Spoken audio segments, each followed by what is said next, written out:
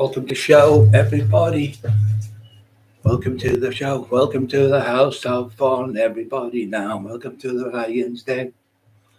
Welcome to the house of fun, everybody. Now, welcome to the house of fun.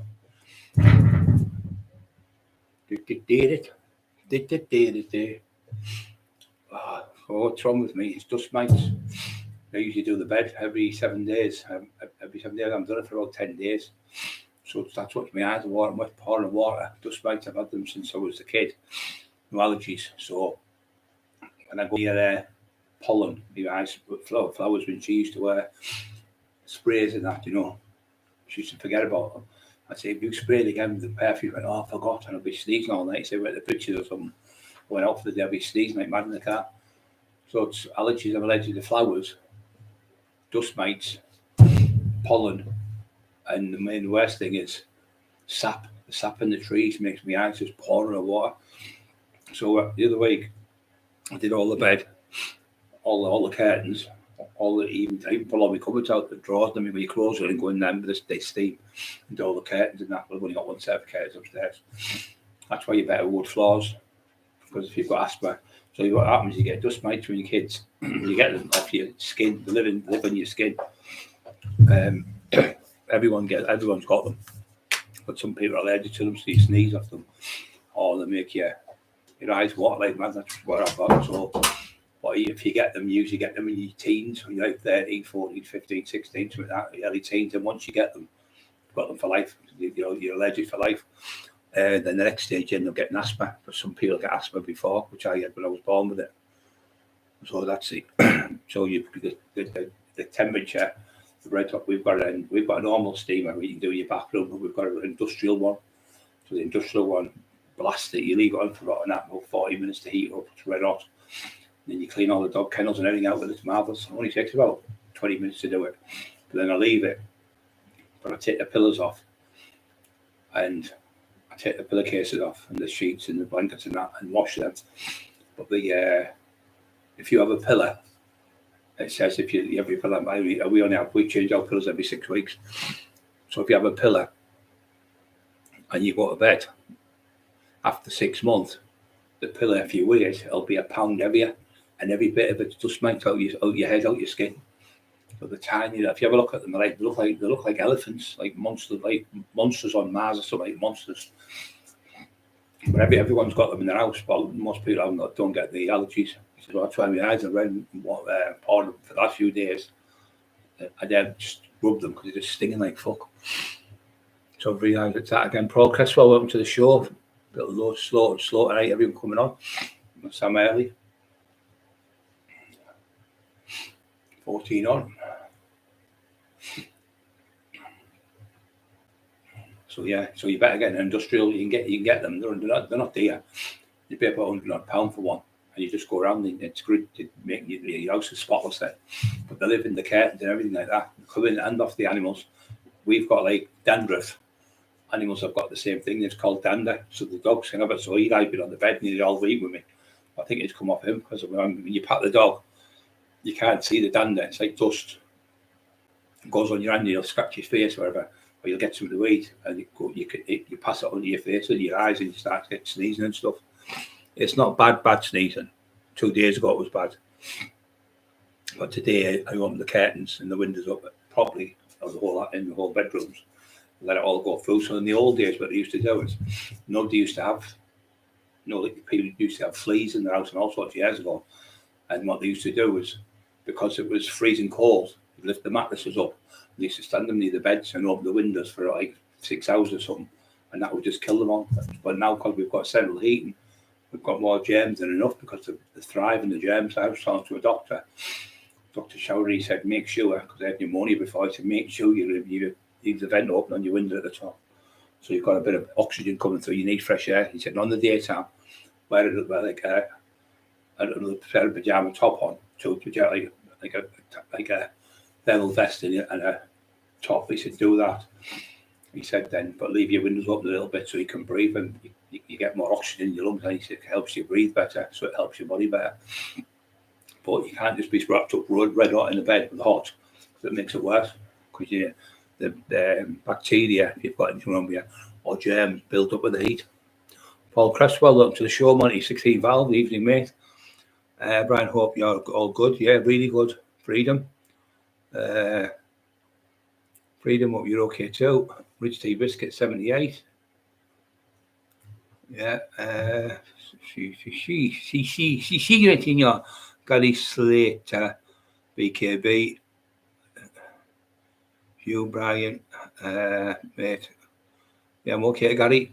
Rich Tea Biscuit 78 at the bottom. So my eyes are a bit bad. So that's why my eyes are watered a bit. But all you do is go down. You can get these steamers. You can get them really cheap. You can get them just for the bedroom.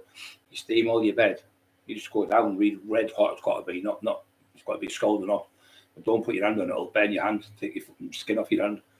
But it goes in. As soon as it hits it, it kills them. Another good thing to do was I put the pillars in the tumble dryer for like 15 minutes or something. Or 15 minutes of red hot tumble dryers. But they've got to be red hot. You've got to have it on for like half an hour.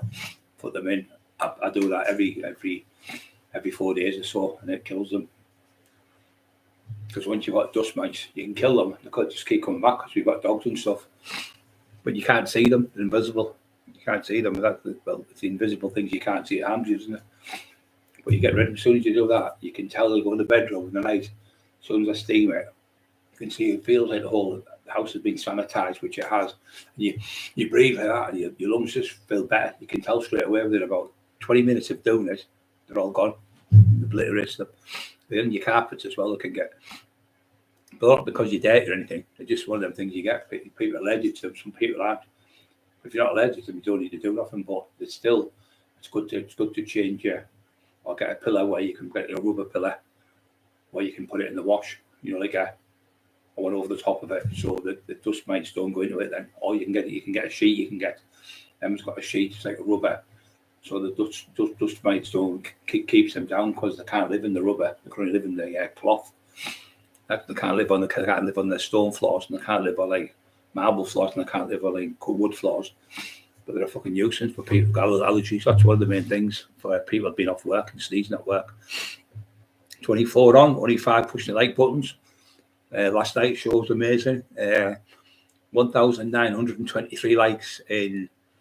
I had 10 days off. I had 12 days off, if you remember. And there's only 29 days in that month. So not even fucking just over 2 weeks. And we've had 91,000 people on that small time. I think it was 10 days or something. We had 10, 12 days. We were off. 12 days we were off. So let's try 17 days, I think it was. We were on. Out of 17 days, we had over 90,000 people, which is amazing. Because of the length of time, and I was off when I was bad the other week. I was off for a couple of days. No, I wasn't bad. I was watching football, wasn't that it? I watched the football a couple of days. I might as well have got beat up. I've been better off going to the dentist and getting my teeth pulled out. It'd have been less painful than watching Man United. Okay, now. Hope you're good today, Bill Cresswell. Yeah, I'm too bad, mate. It's just what's happening now. The weather's changing, as you know. This is where you start getting colds and bugs. But obviously, 1 minute it's freezing cold and rain, and the next minute it's red hot the next day. So one day you have like a boiling day, red hot, and another day red hot. Then the next day you wear the same clothes as what you did the 2 days where it was red hot, and it's freezing the next day. So you've got the clothes on, and it's freezing. You need warmer clothing on because the temperature needs to be at the same temperature. So if you're boiling up because you've boiling red hot summer, like 4 or 5 days, and then you go out on the night time without a coat on, and you go right down the pubs and clubs, you end up coming home with a cold. 37 on, creeping up now. It was like that last night. It was a little bit slow, then it picked up. I think what's happened, I've come in a little bit early tonight. Yeah, I was just upstairs, Eli playing. I've had a bad stomach all day today. I don't know what I've had something. Too basic, mate. Can you still now, mate? Yeah. Peter the Vox. Peter, I hope you're okay. Monty, I hope you're okay too. And Paul. Let's say, Freedom got 22 subscribers. Freedom, I got 22 subscribers. Well done. Well done, mate. Really well done.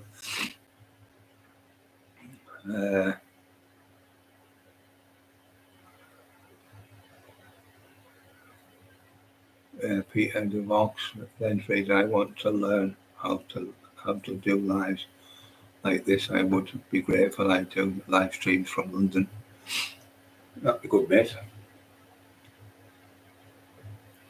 Depends what you want to do. You just got to do if you know some type of subjects. So you're doing football, or you know something about whatever the government, or you're into type whatever you're into. You can talk about the subjects. You know, like, you just going on and talking about something. If you don't really know it, somebody asks you a question, you think, oh, I don't know, and then somebody asks you another question, you think they're not going to watch them. I think, well, he doesn't know what he's on about. So you need to know the subjects what people are going to ask you. So once you've been on for so many times, people realise what you're doing.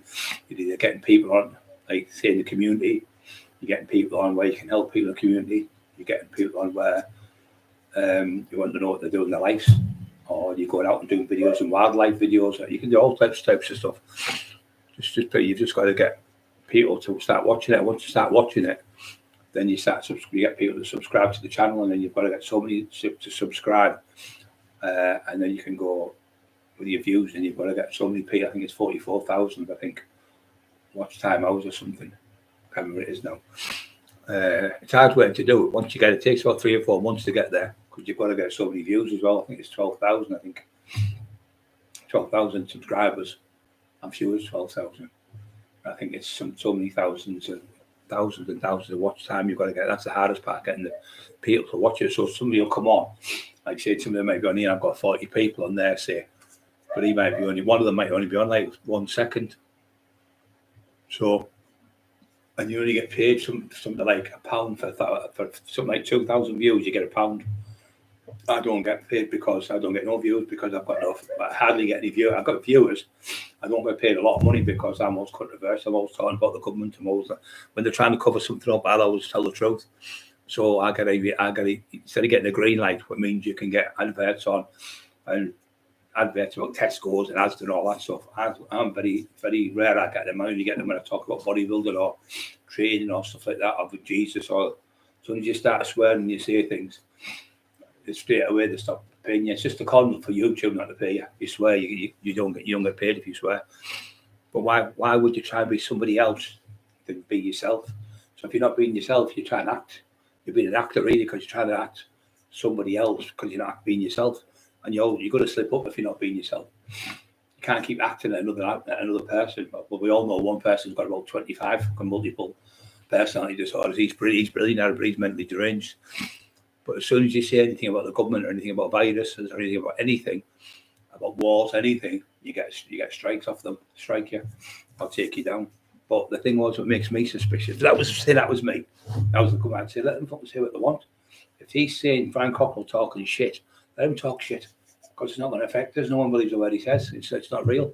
But when they're coming on and giving me a strike straight away in a couple of hours, when I've got an expert on from America who worked for the CIA, I've got another one who worked for the Ministry of Defence. He actually made helmets for where you could just look like that, and it would point the helmet. You wouldn't have to. You just look, and you say fire, and the helmet would fire where your eyes went. The trajectory of the missile, you'd look at the aeroplane, you'd fire it, and he made that. Mark Steele, he was a weapons expert, and he worked for the Ministry of Defence when he was 22 years old for about 8 years. I think he was in there. And he's gone around and told everything about all these different other things. He's come on my show in a couple of days. Show's been shut down. Talked about the royal family down London, about when all the people outside the house shouting pedo, pedo, pedo, got a strike. As soon as you start calling about the government, you get strikes. Now, if it wasn't true, they wouldn't strike you, would they? They're only striking you because it's the truth. And you know why it's the truth? Because they're striking you. It gives it away, the silly bastards. So they're saying whatever he's saying. And what happens as well, you've got 4,000 a Peter. I can't remember how many orders. I thought it was 14,000. It might have gone down then. I think it was more than that before. But it sounds easy to get to. 4,000 hours? It's not. That's a lot of hours. 4,000. Up a suite in a gym. Then go outside without putting a hoodie on. Yeah, that's exactly what I'm on about, mate. So you say these. I've seen 2 blokes of the week running. They did a survey in America and they did a survey in London where it's foggy. You know, the fog where it's like smog. It's called smog. So what happens there? It's all, you can't breathe properly because the fumes coming off the so-called safe diesel. The safe diesel went to told us for 40 fucking years. Oh, diesel, brilliant for you. No fumes off that, isn't it? Yeah. And it's 3 times fucking worse than petrol. They just fucking lie all the time, don't they, about everything. I'll probably get struck strike again.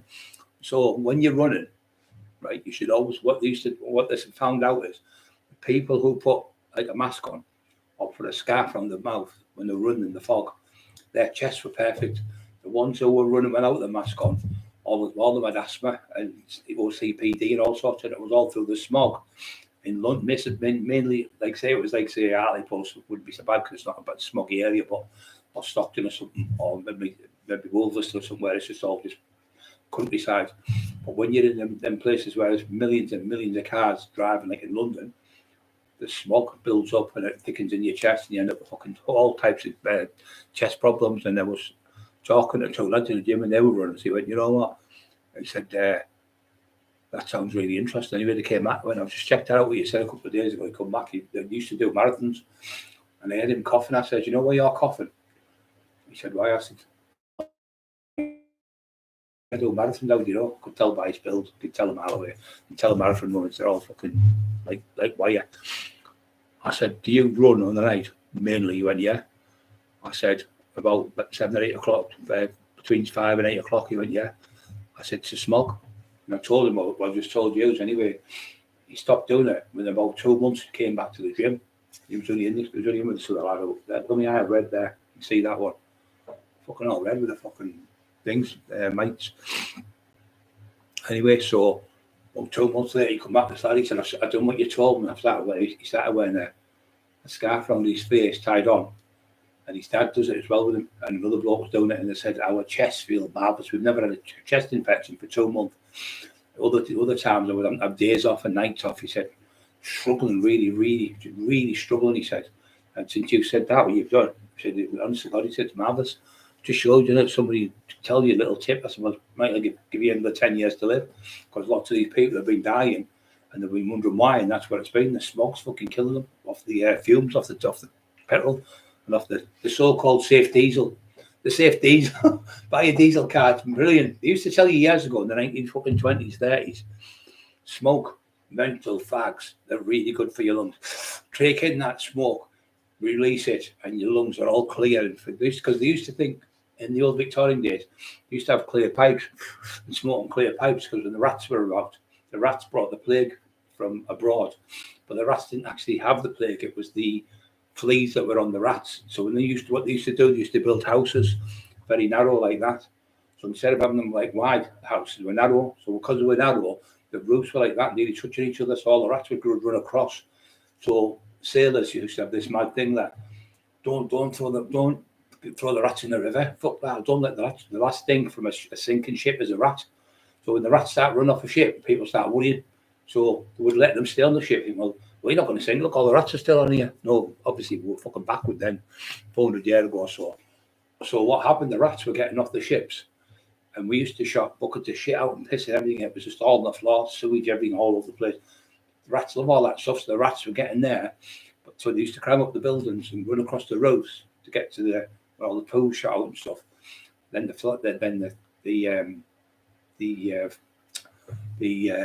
fleas were eating the stuff there and biting people in the bedrooms and stuff, but they'd run across the roofs, the fleas in the drain pipes, having back on the flea, back on the rats, getting like a lift, like a taxi.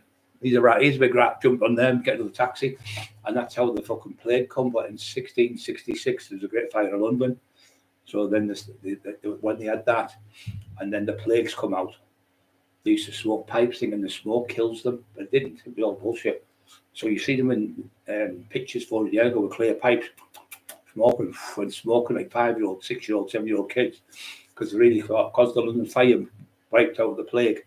You'd probably plague killed, I think, 2 and 3 people. Wiped his knee out. Either 1 and 3 or 2 and 3 people got killed. That was the biggest man-made. That was the biggest killing this thing of a pandemic of all time. That one, the bubonic plague, fucking Ring a roses, a pocket full of pauses, a tissue. We all fall down. That's off the song. The sneeze, and fall down, die. And that was the last stage, sneezing. Probably up to fucking diesel fumes I smelt from 100 years coming. This lie like fuck, don't they?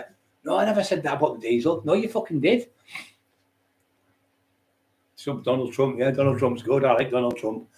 I think he's the only one who tells the fucking truth. You should get him on the show, shouldn't I? Come on, Donald, get yourself on the Taxman show.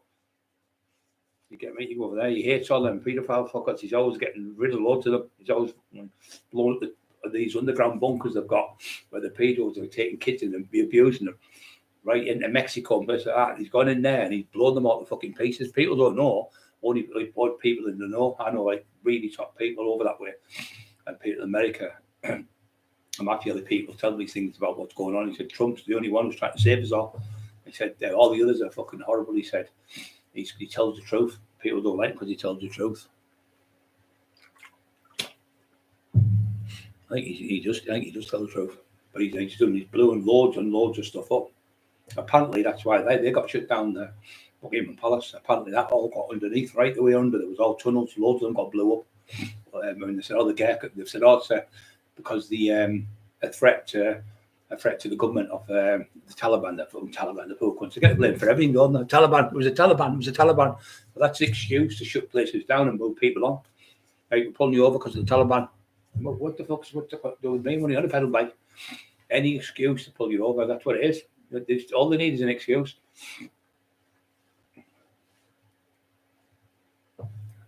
Blame me, one that said I keyed it. I keyed that. Look, I keyed that. I said, not I keyed. I keyed that. I went to you silly bastards. It's for shopping. They'll say, you said you went IKEA the other night. Yeah, IKEA. Fucking place where you buy stuff. You get mixed up by a little word, wouldn't you? Like a little letter. And the next minute you get arrested by the terrorist squad. IKEA, not IKEA. You can't make a mistake, can you? You're on knees, you're fucked. Wayne Ricardo, mate, I want to jump on the channel, but don't know how to do that.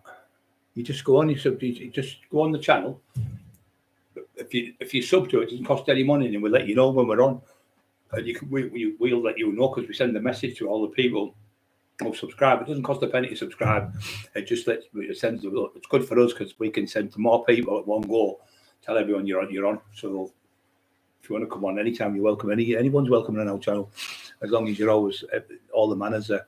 We always look after each other, and we won't put up any fucking evil in us. Charlie Chaplin, you're right, son. He's a good lad.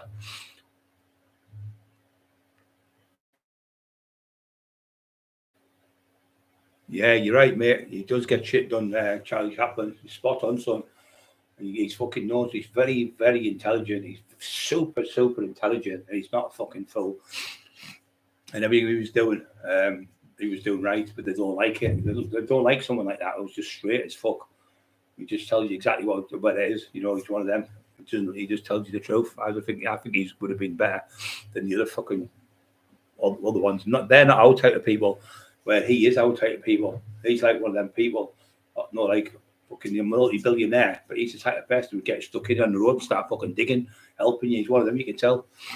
One of them people pull over and give you a lift. You can tell he's one of them type of people. Who doesn't like all these fucking wrong'uns, what they're doing to kids. He fucking hates them. But he said there's loads and loads of all different. There's about my mate who lives over that way. He said there's about 10 body doubles of Donald Trump. Because that many people are trying to kill him all the time. So when they come out, wherever he is, there'll be 4 cars, there'll be 4 Donald Trumps. You don't know which one's which seat. So there'll be one unit go that way. My other friend, he had Biden. He looked after Biden. He was the main Marine. I went in the car, I can't remember his name now. He came to see me at Newcastle at a gig. And he said, come on, to Newcastle. I come all the way from Essex he lived. He said, I was the one who was, I did a show with him, like a podcast camera, his name now. I'll get him in to put that on. And he was telling us how we looked after. He said there was like, they weren't body doubles, but there'd be like two different cars.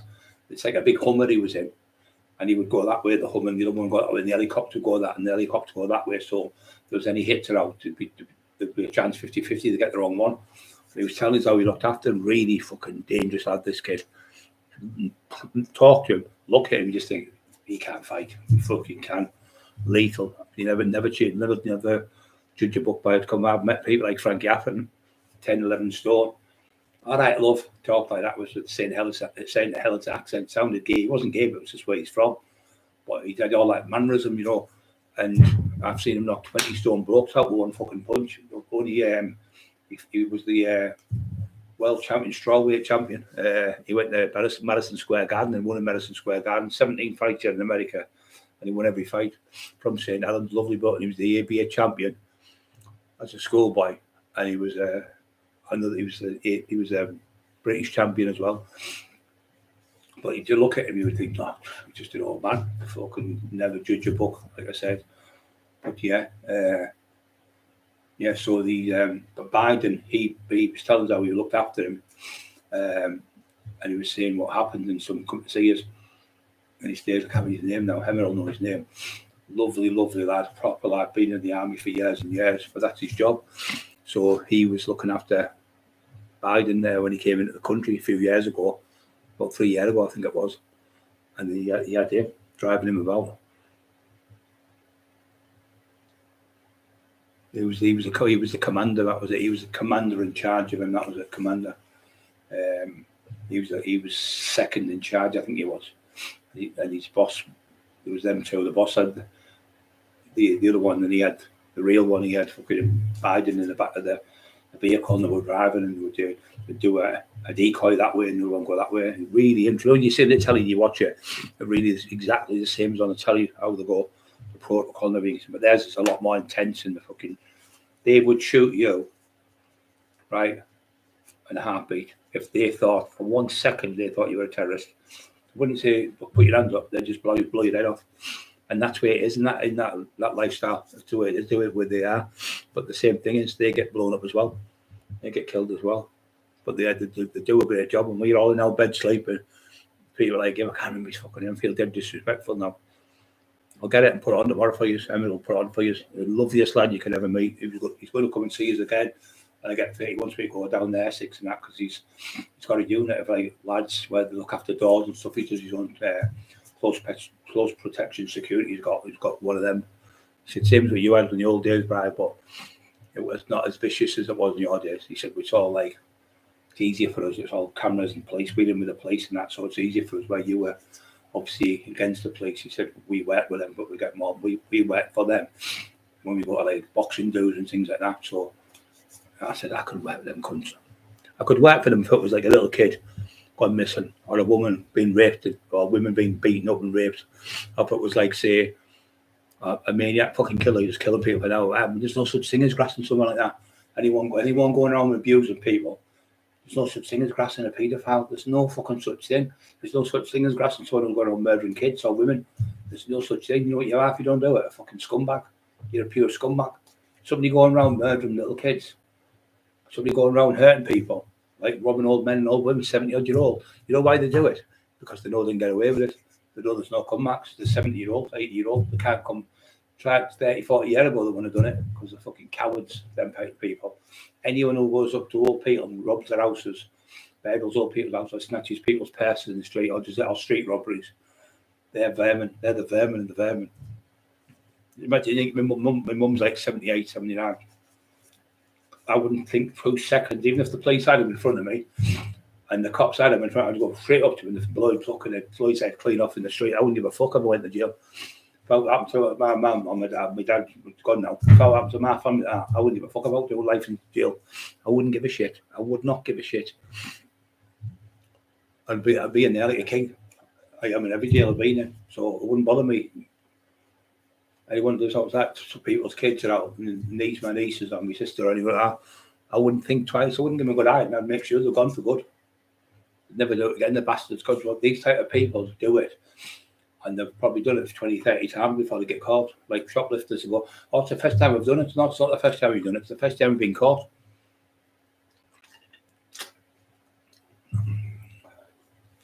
She never gave me that, she did, didn't she? Gone boiling up tonight. Peter Vox, record stuff, and yeah, it's hard work. whoever's asking me. It is hard work. You've got to get something like everyone's a genius with computers. You've got to get something to record, yeah. So then you've got to record. Then you've got to take bits out if you get it wrong. You've got to re-fucking do it. Oh, fucking hell. But I'm that good now. I get it every time I do one. I get a spot on every time. But when I first did it, you slip up and you'll say something. You have to take it out and put it back in and you mess about with it. But now I've done it that long, for over 4 years now. After they killed JFK, how it was after they killed JFK, they ripped up security, must have. Well, the people who were supposed to look after them were called the president's men. They called them, I can't remember the call now. It's the name for the special unit they are. I can't remember the name of them now. And they're assigned to him, so they're assigned to him all the time. So what they do, they usually have 6 of them you'll see them holding the president's car, it's a big massive fucking Cadillac or some fucking thing. You'll see them running at the side. They're all super fucking fit. I mean, like top athletes, top of the top, killer machines, all killer machines. Best weapons, best training, everything. They went away from the car, walked away from the vehicle. So then they could shoot him then, because they were around the vehicle. So he stood to stop people shooting at the vehicle, and they took them people away. And anyway, there's a video where you see a policeman come off a bike. It's obviously fucking military, and you boom, boom, you see the 2 shots getting fired. And when he was in the building, John F. Kennedy was in the car. When he was in the building, his fucking name now, Lee Harvey Oswald, they had him out in places like, they put him in somewhere like Russia, I think it was. He was over Russia. Saying he was like a patsy, they call it. It means like, an scapegoat in our language. So they had him out there, and he was only like a sharpshooter. He wasn't a fucking sniper. Like that sniper, he killed 200 people. The film Sniper, it was nothing like him. So what he was in a building, and it was like on the stairs, and there was boxes there and everything. So he was upstairs, so he'd have to run down the stairs, put 2 shots off, run down the other stairs, put another shot off. I think it was 3 shots, and 3 bullets was fired, and he got shot 4 times. And they called it not a super bullet. Yeah, the super bullet, I think they called it. They said, oh, what happened is it's hit him on the shoulder or something, hit him on the leg, rebounded out with his leg and come back and hit him again. So he got shot 3 times off 3 bullets, 4 times off 3 bullets. Fucking know this shit. Super bullet or something it was called. That was the shit they made up. But then there was somebody seen the man get the cop off the cop.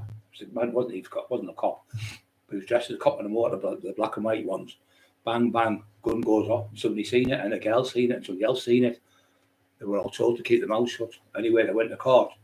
Who in the right mind in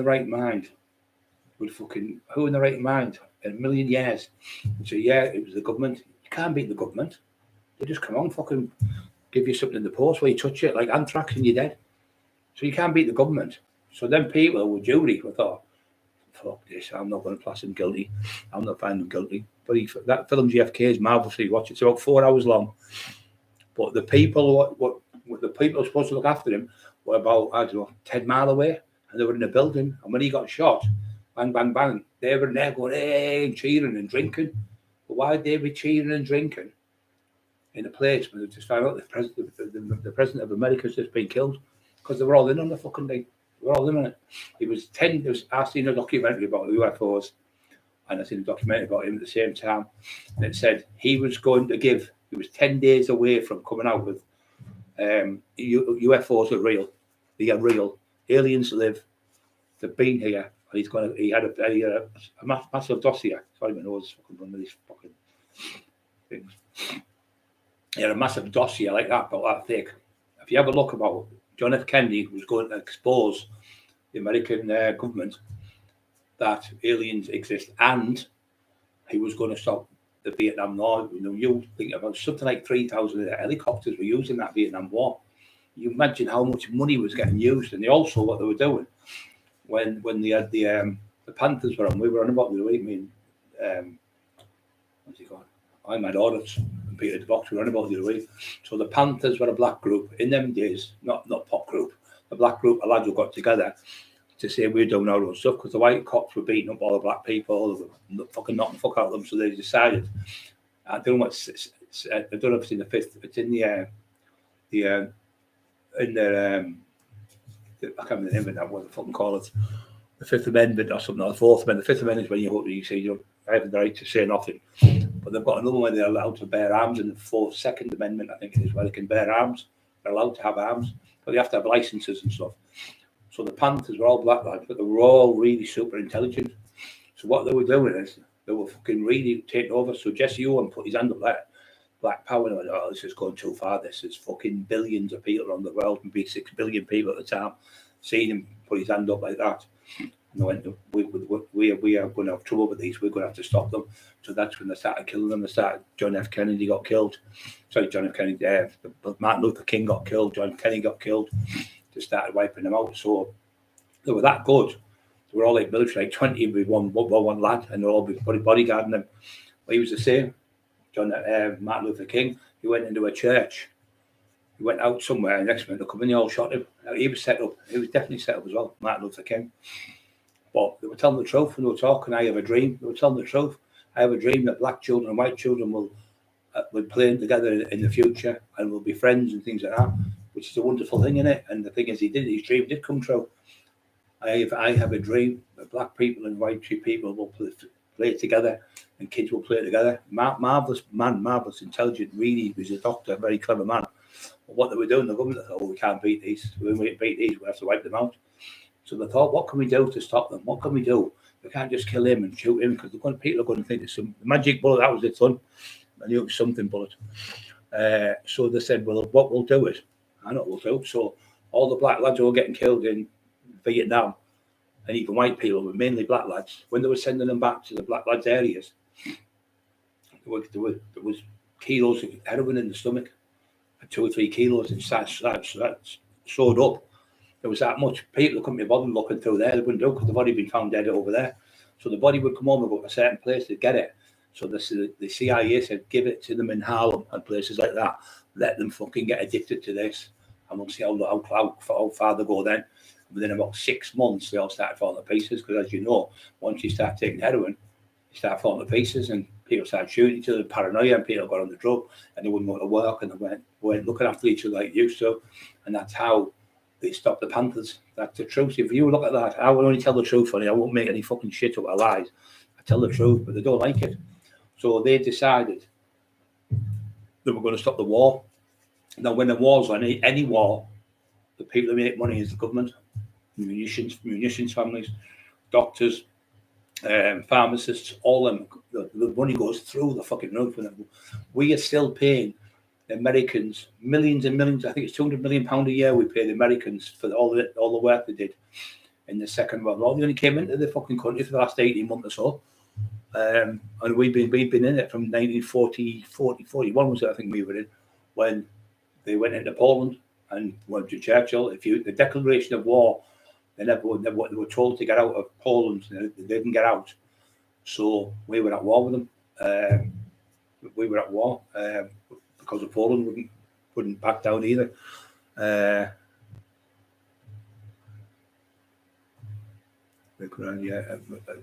So anyway, so they were on the all in black lads. So the next time, so what happened then? That was that era. So when the 80s, 60s, when the 70s come, they thought, what are we going to do? We have to get saved. Why don't we do something here? So the CIA, and if you don't believe me, check it up. The CIA invented crack cocaine, put it into the streets, but didn't realise what an epidemic it would be, how fucking bad it was, because it doesn't make you scared. It makes you want to go and fucking kill people and tax people, rob people and fucking go on like a lunatic. So they ruined the country then. And that time when they were in America where they shot loads of people on the boats and stuff, what they would do is, John Lee was telling me, a few lads, gangsters were saying, what they should do, Brian, they get the newspapers there, they get all the television companies there from Mexico, they'd bust them at a big massive warehouse on the dock, they get like 25 ton of cocaine, they'd come in, arrest all the cartel from Mexico, arrest all the people, lock it all up, and everything, then all of a sudden it all shut. A couple of hours later, they'd all go back in, get the stuff, put it back on the wagons, and go back out and put it back in the streets. They were fucking making money off it. It was all a scam. The newspaper companies, everything, they were coming out, videoing it all, showing them how much they've done. Then a couple of hours later, a couple of days later, they give it back to them and go back to fucking selling the gear. That's why they made all that money. Miami was like as big as Redcar, little tiny little town. And it had, I think it was something like 660 banks in America. So in Miami, they were bringing the cocaine in through Mexico. So what they used to do, would go out that way and go around and come back out. So like it's what they're doing, instead of coming from Mexico back in, they'd come from another place. They'd go around it and come as if they're coming from America that side into there, so they wouldn't get pulled by the customs. They're spot on. Or they would have they'd have planes coming in with another plane waiting to offload all the stuff which already been waiting to take it, and then that plane would come in. All the drugs have gone off it. It was fucking mad. It was called Cocaine Cowboys. If you want to watch the documentary, it's free. You can get it on YouTube. It's absolutely amazing. So the ones who were doing the airplanes, they were getting so like $5 grand. $5 grand, I think it was a key. And they were getting something like 20 grand back, I think, or 15 grand a key for dropping it or something. But the ones who sold them were getting like 30, 40 grand a key. So they were making more money. But when they got caught, they were getting like fucking 60, 70 year jail. But the airplane pilots still had 600 there. One of them said he had £600 million, and it was all under my houses, what I bought all over. He said all them houses were bought by drug dealers. He said, we'd buy a brand new BMW, have it about 3 days, get paranoid, because everyone's paranoid on the coke, get paranoid, jump on the motor, we leave it there, never go back for it. 70 grand for the fucking car. I thought I was bad, fucking doing it, fucking buying cars for high money and selling them. They were in a totally different level than where I was in, but that's what they were doing. They were working with the banks. The banks were laundering the money. So that one bank, so there was 660 banks around the world, in America, I think it was. And that one bank had 450 million. Sorry, that one bank had 600 million. And all the banks put together, 660 banks all over America, only had 450 million. So they were thinking, how the fuck can that one there, tiny bank, have 650 million? And all the other banks have only got 450 million between them all. But they weren't bothered. And then what fucked it up was this black lass coming, and she thought she really thought she had balls. She was shouting to shoot kids and everything in the street were getting killed and all sorts. So they went, fuck this. So then the FBI come in, and that's when they shut them down. They fucking ruined it for themselves. Instead of saying, look, you're the biggest gang, we're the biggest gang. Why don't we just work together? You do your side, like at the south side, I'll do the north side. We'll help each other. Greed again. Greed a fucking gang. Mel Gibson interview with that. Yeah, you're right, mate. It's true as well. There was another one where they used to do helicopters. They were all I think Mel Gibson made the film. There was a film where Mel Gibson's a helicopter pilot in it, and they're bringing the drugs through from Vietnam and bringing it into fucking a certain area and then bring it down in boats. Honestly, God, the corruption, it's not as bad now because of the way they go on, but yeah, they're fucking horrible. The Clintons are horrible cunts, just like our royal family, horrible cunts. Just change they change the Bill of Rights or anything they can, what they want, just to suit themselves. But they were all taking money, and she came out, wouldn't she? Fucking, what do you call him? Fucking the cowboy, Ronald Reagan. She went, just say no. Fuck off, just say no. You were getting half the fucking money off them. They were getting paid to let them do it. Yes, they put it into the streets to crack, and everyone went fucking ballistic, and that's it. It was invented by the CIA. Honest to God, promise you. There'll be a bounty on me next, won't there? Fucking after me, won't there? I have a dog bounty on you. I was in Kiss and Greece jail for 3 days out of my holiday. I was there. I nearly got fucking done. I was there, right? And I was in Kos. Koss. A little boy went missing out. They say it was, and to me, it's the exact same thing. What happened to that little fucking boy with them two wrong and them two? I don't know what the fuck anyone says. The Kindle, what they call them, the man and woman, were both. They all come out. They were in a wife swapping, and they were both. I'm not sure if they were both, but they were MI5 operatives, and they were both doctors. I honestly think they did. I think they gave the kid a tablet to go to sleep. Not meaning to kill the little girl, and Madeline McCann. I honestly think they didn't kill her. They killed her accidentally because they were into all this wife swapping, so they were all with a couple, and they were like, imagine leaving the doors open in your room with your kids in. When I used to go anywhere with our nieces, they'd be sat right next to me. Look, just go and tell Uncle Brian, no, I'll wait for me, I'll come with you. And I'd go, anyone in? And there'd be nobody in, and they'd go, go on, you're all right. And I say, sorry, if any ladies come, I say, sorry, my nieces. And she said, oh, I don't blame you. They were nice enough. Women understand that. So I would never let my nieces and nephews go anywhere in toilets, but anywhere they take a chance. I always go, is anyone in? And then I'll let the kids go in first and let's see if there's anyone in there. I'd stand at the door. So I'm just here. My nieces are in there. They went, oh yeah, you're okay. You're okay. It's fine. I don't blame you. I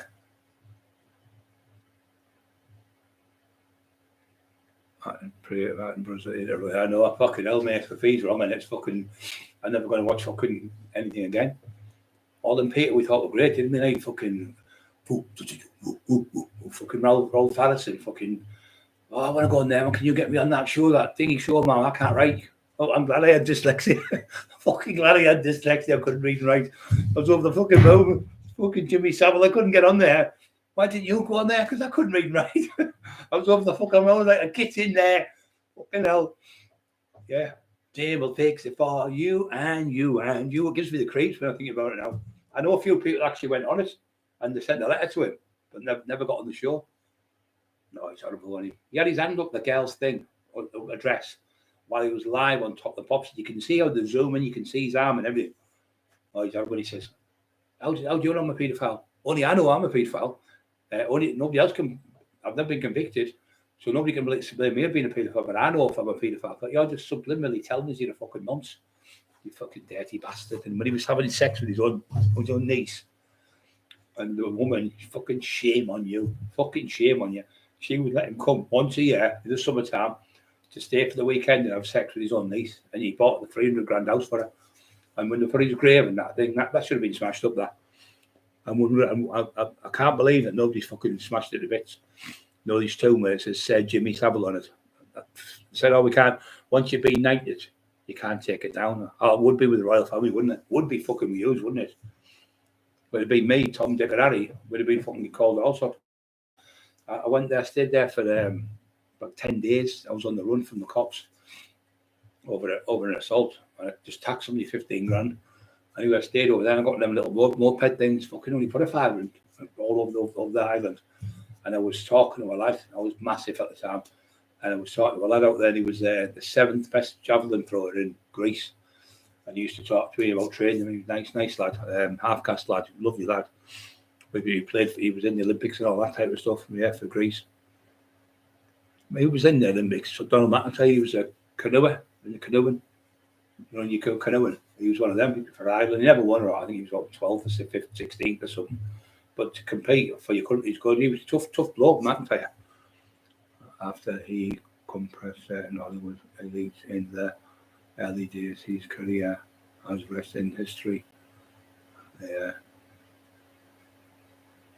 Yeah, a lot of these movie stars are fucking. I wouldn't trust 90% of the cunts. A lot of them are wrong ones, especially them old ones from the 70s and 80s, from like London and places like that. Are fucking wrong ones, mate. Yeah, the things I've heard, no, and I'm not fucking mega big, but would work on the doors and known people like the lads in America and that, and people in different countries I know, people like in Spain and places like that, and telling me stories about where they're paedophile rings and that. I think honestly, she should just wipe them out. Just walk down with Uzis and fucking AK-40s and just wipe the cunts out, and then they never can do it again because they're just horrible. Especially when they're all with masks on. That Illuminati shit, they've all got masks on. They've only got masks on, so they can't see who's doing what to who. Fucking Val, John Wedgie was telling me loads of things what they're doing. I was nearly fucking crying. I tell you the truth, with tears in my eyes. What they're doing to the kids and that. I was fucking wrenching, balking up. It was terrible.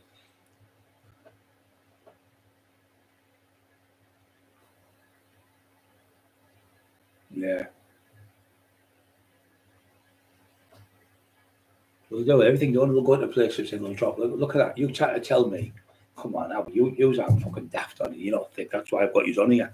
If I thought you were fucking divvies, I'd say, get him off, get her off, get him off. I have people in here because they're all on the same page as us. We're all on the same page. We all fucking breathe the same as lot. We all can't stand fucking wrong ones. We all can't stand bullies. We all can't stand bullshit and lying cunts. But when people do something, you give them the due, don't you? When you do, but when you see what they've been doing in this country for years and years, I mean, look at that. for the first time since 1940 something, since the air raid, the Gurkhas have had to come in and touch. No, it's because the certain person was there was getting pedo showers. 250,000 people. My mate was down there sending me pictures back. The whole place was full. I can't say his name because I'll probably get banned. But that's what they were shouting down there for 2 full days. They were there. It ended up being 500,000 people come, and not one bit of it was on the telly with the New York newspapers, English newspaper, Scottish newspaper, no big television companies. Fuck off, because they just put a big blanket on it, and they're all these, that shows you they're working together. So why aren't they to America saying, look what's happening at Buckingham Palace about him? Oh, look at all these families, all people turn against him. None of it was short. Then when things happen in America, you don't see the British channel, BBC over there going, oh, today this has happened, because they all help each other. They're all in that same ring. They're all in that massive ring together. All them fucking Freemasons and everything. All the newspapers are run by the certain people who are in that ring, paedophile ring. They're all in it. I mean, look at that other one not long ago who's just got loads of jail. That poor fucking kid. The lost, what was he in? He was in about 4 or 5 films. They're all saying, he's lying. And you get that done. You get somebody saying, oh, he's a little liar and a little liar. So nobody believes the poor little cunt. And then later on, it all comes out. Even though he had glasses, he was in the vampire film. He was also in the Goonies, I think. He was in another couple of films. He was getting abused, and Epstein or something they called him. Harvey Epstein, something like that. He got jailed, and he got about 20 fucking years. And all them kids he'd been doing them disgusting things to, having sex with them, and making them have sex with them, and making other ones watch it, things like that. It fucking turns me stomach.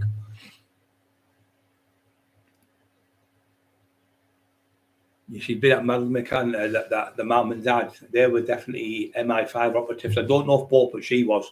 She's a doctor. And there was I don't like the police, but I like this policeman. He was from there, not France, Belgium policeman. And he said, no, you've done this, and I know it's you. And he swore to that day. So what gives them away, I think, is when they come in with a cadaver means like a dead body. So the dog comes in, they can smell if there's something being dead there. So when they came in, the dogs were barking like mad on the bed. I mean, she's died on there. She's got missing, but she died. And then later on, they took him to the car and checked the car. There was nothing in the car. So later on, this is what fucks them up more than anything. Later on, they had another car, so they brought these dogs, and it was like it would look like blood. And he would start barking like mad, these cadaver dogs. And this is the shit excuse because they said, oh, well, how can it be? This is what fucked them up. How that cow you had there, you only rented last week. The baby's been there. Say the baby, well, she's been missing for say six weeks or something, or 6 months. So that car, how can her DNA be on that car unless you've just rented that car and put her in the body in it a couple of days ago when they went to the car, woof woof woof woof, because they smelled her clothes. The dogs were barking and they didn't know what to come out with. Oh, it was the DNA off a teddy bear what went in there. I thought, fuck off, it's pathetic. And then when they said she's XMI5, I knew there was something to this. I knew there was something to do with the government. I fucking knew it. So she was XMI5 operative, and they were their wife swappers. Low life cunt swapping the wives or somewhere else. It must be. I mean, why would you want to swap your wife or your husband with somebody else? You've got to be that right in the fucking head. You obviously don't love them. You're a fucking weirdo, pervert, fucking weirdo. So the poor kid, that Belgian, the sound French, the Belgian, Michel Perrault, don't talk like that. He said, I was convinced from day one, from the first day they did this, and he said there's a place like the Cascades where the water goes under and it's 2 or 3 miles deep, these big like caves they are, and once they go out there, people's bodies, people have like fell off there, or people have killed themselves, they've never been found again. So he thinks they put the baby in there. But for them to check the new car, and the car was only rented, say, last week. She went missing months ago before it. They've gone to the car, and it starts barking in the car after it smells the clothes of the baby's clothes in the boot. They said all that blood stuff there, that was off of, we got a kebab and it went off, and that's what they said it was. It was a kebab, it went off. They said the car's only a week old. There was something fucking fishy there, definitely. 2 sneaky cunts. I think they've given us tablets. They've tried to do whatever they're doing, fucking, because we're all together, loads of men and women in this hotel. Wife swap party, with the fuck they were doing. And you'd never leave your kids in the room, would you? Any fucking decent parents would never leave the child in a room and be drinking in a nightclub. you'd fucking sit, you know what I mean? You'd sit there. If I went out Jamie anywhere, out Katie, and it was like, say, it was a night out, 8 o'clock, come on away and get in the bath now, get them, and they'd go in the bathroom on their own, get them bashed, get the 90s on, the both of them, and they'd get them on, watch them, they'd be on the bed, and we just watch the telly. You wouldn't fucking say, I'm going out for a drink, you stay on your own here with 2 kids. You wouldn't do it.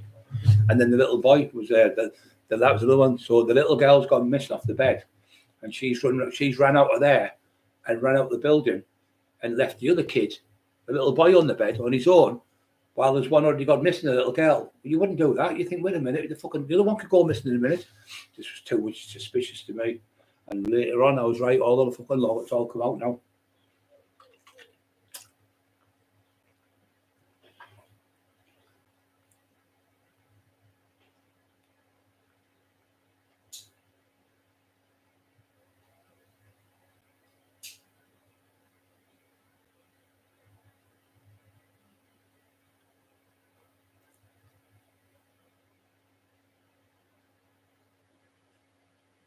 Birds of a feather.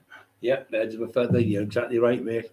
Only them type, you couldn't be like that unless you were like that. Does that make sense to you? I couldn't, you know, if you were a nonce, you couldn't talk somebody into it unless they were one of themselves. What are you talking about? You fucking, you'd give a fucking bat, wouldn't you? You'd punch the face off them. If somebody was saying, I would fancy having a sex with this kid or something, you'd smash the skulls in and you'd build them all on, you'd let everyone know what they are. You'd have to be in with that type of stuff to be into it. Just to say, somebody, so you're either born with it or you're not born with it, and they're weirdo cunts. And nearly all of them on coke. They're all cokeheads. They're all fucking off their head on coke. Why do you think they call Charles? Because Prince Charles gives it away. Fucking hell, getting a bit of Charlie. It all comes from there. Prince Charles. That's where it comes from. The fucking name. They even named it after him because it was something like £150 a gram in the old days.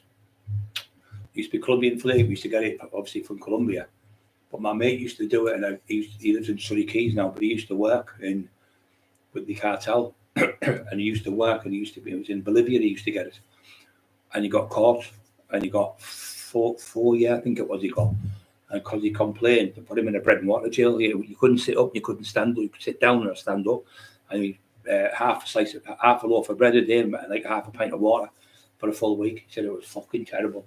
And his nose was all burnt inside. All his nose was burnt because it was pure Colombian flake. It burnt your nose to fuck.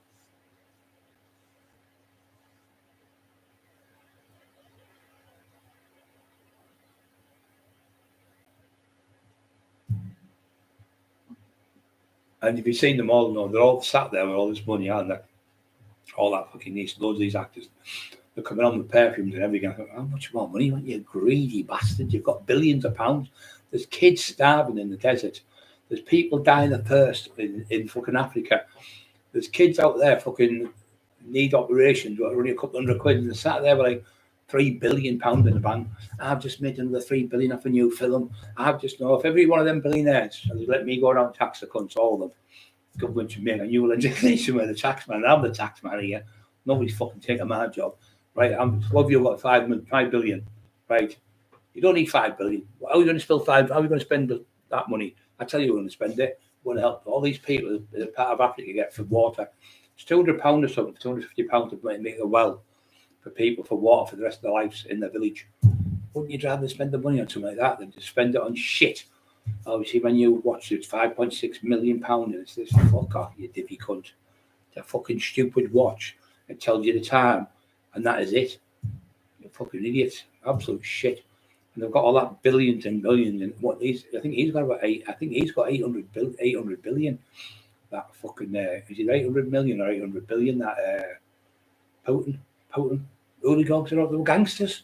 They're called hooligans. They're all gangsters. They bought Russia. They got Russia. They paid for it all with their fucking money. They paid them like it said how many larders. And how many lads and fridges and fridge freezers did it cost for him to be the Prime Minister of America, or whatever he is, fucking president, or whatever they call him? It was all bought. So they were going up to people who have been living in there since the 1930s. So the buildings go up and up and up and up and up, as you know. They go in and say, well, we'll give you a larder, we'll give you a freezer, we'll give you a fridge. Oh, yeah, brilliant. Thinking they were doing great, getting about £1,000 worth of stuff. And the land was worth maybe fucking 30, 40 million pounds. And that's how they done it. They bought them out, paid them so much money and so much food and filled the fridges up and stuff. And all these people starving, got no food. Agreed to it. Why stay Shannon's son? We should have fucking tax them. I know what I'd do, would be straight away. Not about going to Mars. You can't even look after the planet you're on here. Why would you go to Mars then? Fuck that place up as well. The red planet. Going to ruin that place as well, because you ruined this one. You ruined this one with all your fucking lies. Yeah, I feel I always, when I see a little kid's picture, you'd see a beautiful little girl, she has, little baby eyes and that. And it's like, you look at her and you think, I just know what they've done. I'm not saying they murdered her, but they've moved her, hid her, gone back for her. Because why was there DNA in that car when that car they never had when she went missing? It was another car. And when they changed it, they went, oh, it must be off a teddy in the back of McCann. He said, well, what's that, blood?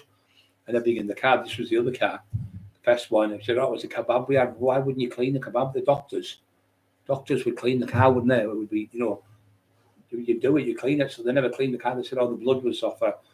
And we got a kebab and it all went funny. Fucking load of fucking shite. Yes, it could be right. It could be right, mate. It could be right. You could be right there. Yeah, it could be. Because I wouldn't trust any of these fuckers. I know what I'd do if I caught the cunts. I would. I'd take them limb from limb. I'd take them apart. Bit by bit, I'd take them apart. I wouldn't kill them slow. I'd kill them really, really, really fucking slow. Because they're fucking horrible. I'm not sure. I remember there was a one from a fucking weirdo. He was from Germany. There's a film made about it, and I got it just to see, how fucking far they go type of thing, to see if it was lies. And he wanted to cut his thing off down below, fry it and eat it, and then get choked to death. Oh, can't be right. But anyway, it was true. So what he done is he put it on the internet. He killed this bloke. He wanted to get his thing bit off, so he tried to bite it off down below. Couldn't do it, so he cut it off, and they fried it in the frying pan. And he was feeding him while he was dying. And fucking weirdos, man. I tell you what, they give you the fucking creeps, don't goes right fucking through you. And then the other one said another something like guinea pig or something. Another one who wants to be eaten, fried and eaten or something. He was German. If you ever check up, I know you think Brian's fucking making this up as it goes. I'm not. I wouldn't tell you his lies. Yeah, he was a weirdo. He's from Germany, and he was a cannibal. But he wanted to have his own thing, eat it. He said he was obsessed about eating his own thing. Fucking weirdos, man. I tell you what.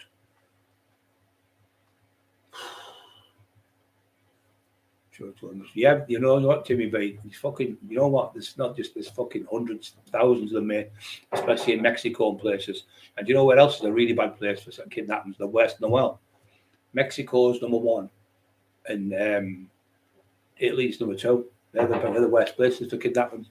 The worst places. They usually do it for money, kidnappings, young families, mafia families, and that. Yeah, they're the worst for doing it. And then you've got these weird countries like just on the outskirts of Russia, like fucking northern territories where weird things go on. Fucking selling kids for sex and things, and fucking it just goes through me. But it happens in our country as well. We're not just other countries do it. It's fucking happening in this country. Kids every day of the week, you'll go down, you'll see people all over the walls, kids missing. You see films about it. They're not made up, they're true. Yeah, thousands of people every year go missing, never seen again. It's really, really sad. You've got these professional paedophile ones. What they do is they go, oh, you look good, I could make you a model, you. How old are you? About 16, 17, they're only about 12. Oh, well, I could put you in there. I know it sounds a bit thing, but I could make you look 18 and get you there in this film and do that. That's what he was doing. Jimmy Savile and Paul Sykes, they were getting kids to places and taking pictures and videoing them and fucking having sex with each other and keeping it for later on. Fucking sick in the head.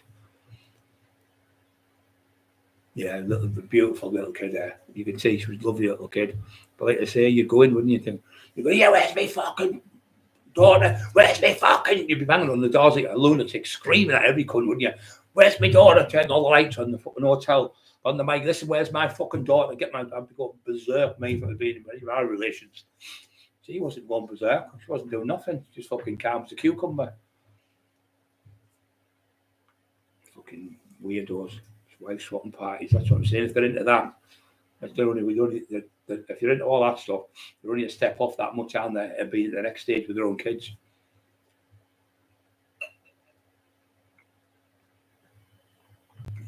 It does kills me, mate. It kills me. It kills me when I see reading the paper about people and stuff. I don't read the papers up there. Schools, yeah. Right for a fortnight or wrong things.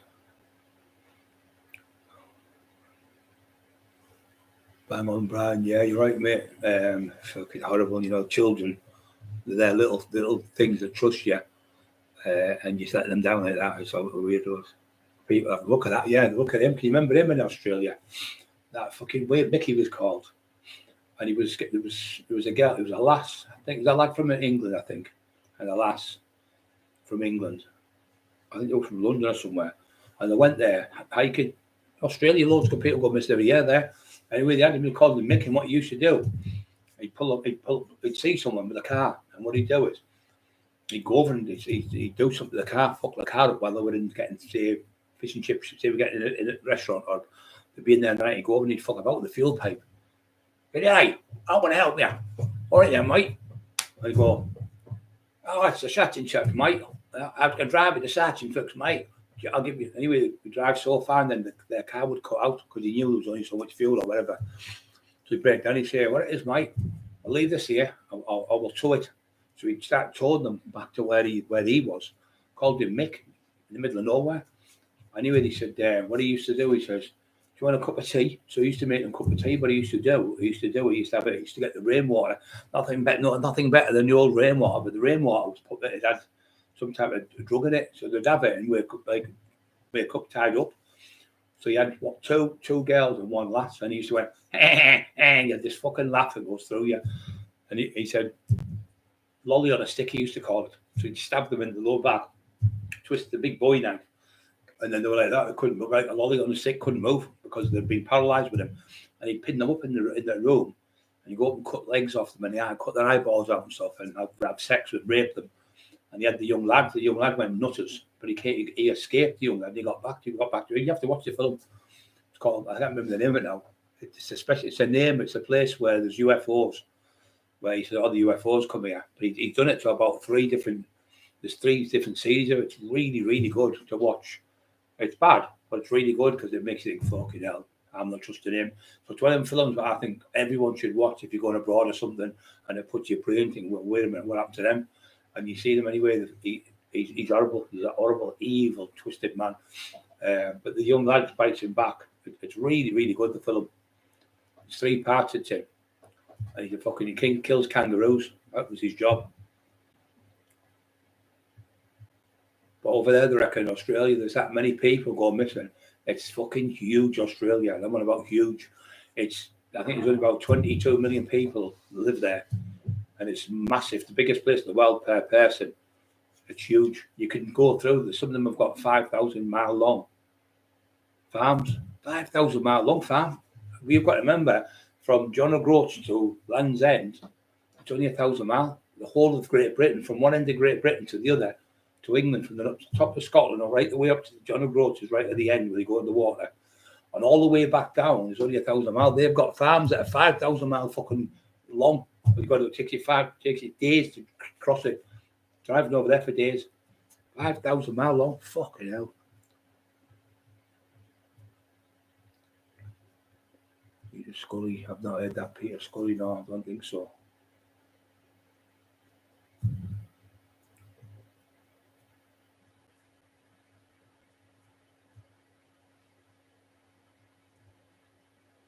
Yeah, but it's good to let people know what things are happening out there, so people think when you go and check. When that's why I always say something about something everywhere. Come on, I always learn something, and really be very, very aware for your kids. No matter where you go, don't let your kids go in them toilets in Tesco's, Asda, Morrison's. Don't fucking let your kids go on your own because it only takes seconds for one of them fuckers. One was raped in one, and they caught him in the toilet. I can't remember where it was now. They caught him in the toilet having sex with the kid. And the mum and dad caught him in the back, fuck out of him. Anyway, they got him in the toilet, so kicking fuck out of him. I don't know, I can't remember if it was a shopping centre or a pub or something like that, but he was having sex with a kid in the pub. I think it was a pub, I think it was. For a little kid, about 6, 7 year old, kids with ADHD, I'd watch them. Get before all the time. Stay there, you. Oh, Jamie, Lee, you stay there with me. I will, Uncle Brian. I will. Where are you going to stay? There, brainwashed him. Remember, you, Jamie Lee, and old Katie. If I took them anywhere, they would always be like glued to me, stood with me. And if somebody said, "Oh, do you want to come with me?" No, they're going on. They'd grab my arm and they'd stick around my leg, but they wouldn't. They wouldn't go with anyone. I had them like, I know it was horrible, but they wouldn't go with anyone. I had them brainwashed where they wouldn't go near anyone unless I was there or the mum. Like my sister's the same with them. So you won't let them all back to you. But they're grown ladies now, they're grown women. But they say, "Oh, you when you were kids, you wouldn't let anyone have us, would you?" I went, "No, nobody." I didn't trust anyone, and the best thing to do is, and it sounds awful, but you best not trust anyone because you don't know, you can't. I mean, look at Jimmy Savile, we all thought he was great. So you can't change, you can't look at somebody's face and I see blow. I mean, you can do that with some people, but you've got ones who are pure psychos, so you just put on here, Matt Emerson, and a psycho can make you, he can, like you say, that fucking divvy we've got, you know, he's a crank. He's a wannabe one of these people. He's a wannabe Paul Sykes, a wannabe, like a fucking scary man. He wants people to be scared of him, but he couldn't scare a fucking scarecrow. Actually, couldn't believe a scarecrow. Yeah, put him on the fucking thing. Put him on the field, the scarecrow, and fucking put a bonfire and throw him on the fire. Pedos. Yeah, there's loads. But there's loads and loads in Italy, and there was one before. This was good. This bloke, he was an ex-cop. True story. He went out to find somebody who was a daughter for someone, and he had to find him. And when he got there, he had his son stolen when he was 3 or 4, and this kid was only 5, so he's gone there long for his son. Couldn't find his son. I think his son got killed. Anyway, he's found the daughter of this person who was his friend. Got her anyway. He's shooting. He's like a John Wayne type character. It was about the 80s, 90s, I think it was, film. And he's gone into this field where there's about 30 pedos. They pull up on the motorway. They'll go section 5 and all this. It's fucking terrible. This what they do. Pull up on a motorway at a certain one, go section 5, whatever. There'll be a dirt road, but they all know they'll go down. And there'll be a place where like a little tent in for them to go in, and like the VIP one and another one. I went, fuck, and this is terrible. So he's got a gun there, and he was an ex, not a Marine. He was an ex Texas Ranger. He was a Texas Ranger. This bloke, really good bloke. Anyway, from good fight as well. He's gone there, and he's got this kid. Anyway, he took the kid back, and he took the kid on as his own kid. He looked after him, his own kid. Got his name changed and everything. Marvelous story, but he saved the kid. He'd have been raped and everything by these fucking animals. But when they're younger, they like them younger, so they get more money for them. Fucking $5,000 or something. Like somebody's been raped 40, 50, 60 times. They like no good to them. Sometimes they just fucking shoot them. Honest to God, it's terrible what they do. Fucking terrible. They're not bothered. They're like not bothered. Honest to God.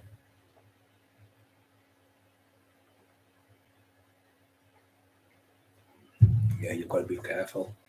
Kids just get dragged fucking off them. It's at the beach. Where's my daughter? You know, when they've gone missing. There was a woman, the kid, he was up to his daughter, his son, he went missing. He went in the water and couldn't find him, found him again. And that was another film I watched, it was good. I hate the cunts. I do. I really hate them.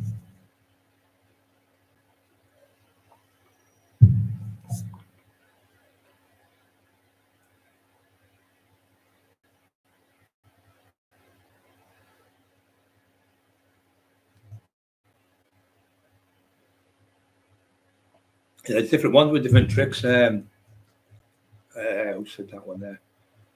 When the Peru in the 90s, they Peter the Boxer. It looks scary, that Peru. They actually eat you in Peru. They actually eat people's bodies. There's people getting killed over there and eaten alive. They eat you, still eat. They still like cannibalism. There still are cannibals there. It's in their tradition where they think that when they eat somebody, it makes them stronger and bigger and more powerful. Yeah, they fucking eat people. The hammer blows don't kill, but smashed her skull. Had brain damage for that. Definitely Brian went to Peru. And yeah, Peru's they're one of the worst roads in the world there, Mark, if you know that. Peru, the road, 2,500 foot fucking drop. Well, I would let him go. Mark, I wouldn't let you go. I'm telling you now, I wouldn't let you go there. I wouldn't let him go. I would be up his house outside, parked up. You'd have to get past me. Probably the whole family would be with me, backing me up. Fucking hell, the road's about 2,000 foot drop. The ledge driving, the wheels are turning around like that. And I'm thinking, fuck that. Like the drop, and then the other one was in India. The roads in India went Bombay, not for right up the mountains. Right up the mountains. Right in the mountains of nowhere. All the just crumbling. There's no proper roads. Fucking scary. Them Australian ones are the same. They're about. They must be the biggest roads in the world. Them Australian ones. You see, like Mark drives them big lorries. Some of them are driving like 6 of them in one go. How the fuck can you drive 6 lorries in one go? Oh, imagine them behind me. I'd go fucking berserk. I fucking hate lorries. I do. The big old fucking beats on there to go fast. I'm going fucking 60 miles an hour. I start screaming at them. And usually I don't get upset. But normal drivers don't get upset. It's just lorry drivers. The fucking always fucking beeping the all at you. Especially when you go another flyover. So then I start being a cunt. I still was out at 30. I thought, yeah, I'm going to cause an accident if I do this. But what I do is when I get to the red light, I'll wait. And the red light will go on. I'll start at the red light. And then when it goes off, I'll wait for it coming back on and I'll drive through the red light and he has to sit there through 2 red lights. He's fucking fuming at the lorry driver I've been arguing with. I had more arguments with lorry drivers than anyone. Huh? Hey? Hey, your son. Come see Dad. Come on, big boy. Come on, see Dad. Hey, Wolf, come on. Come on, Wolf. Come on, baby. Hello, big man. Hello, big man. Here we go. Hello, big boy. Hello, my big boy. And that's a big boy, isn't he? Hello, big Eli. I can't say that because he'll jump on him. There's Eli there. Hello, Eli. Hello, Wolf. Hello, Eli. These are my babies. This is what the fuck pedophiles want, put in the room with these two. Now left of the coast. Hello, Eli, baby. Hello, my little boy. Hello, Tank. Hello, Tank.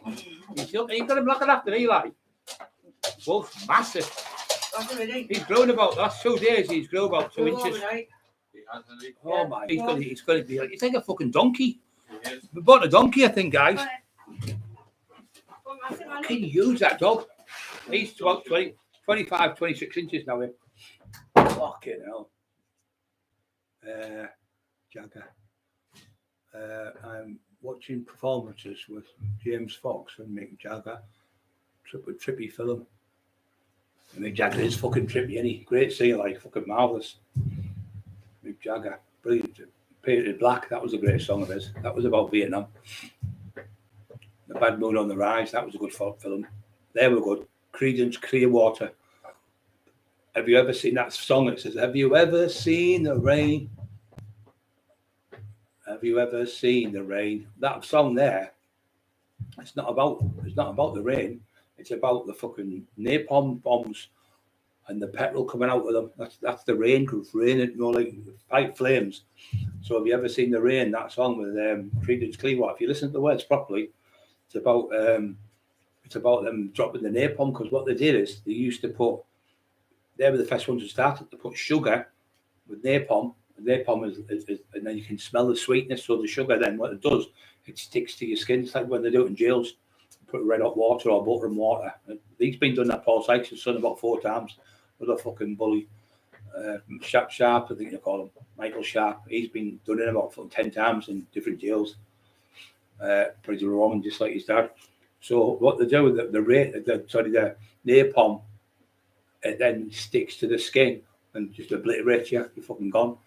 So then they made another song called The Bad Moon on the Rise. The Bad Moon on the Rise is the Vietnamese watching you on the night when it's, because the bad, don't go out tonight, a bad moon on the rise is going to take your life, because the light of the moon is dead shiny when the full moon's out. So the moon, then you can see the soldiers walking like silhouettes. But I turn the light off in here. So I turn the light off there and over the curtains. You'd see the silhouettes in the house. So they could see them marching. And that's what it says, don't go out tonight, the bad moon's going to take your life. So they were scared to go. Somebody said, oh, I'm really bad. I've got the people would actually shoot their own foot off or stab themselves or fucking break their leg just to get out of it. They were petrified. People were petrified. Where are you at tonight, Mark?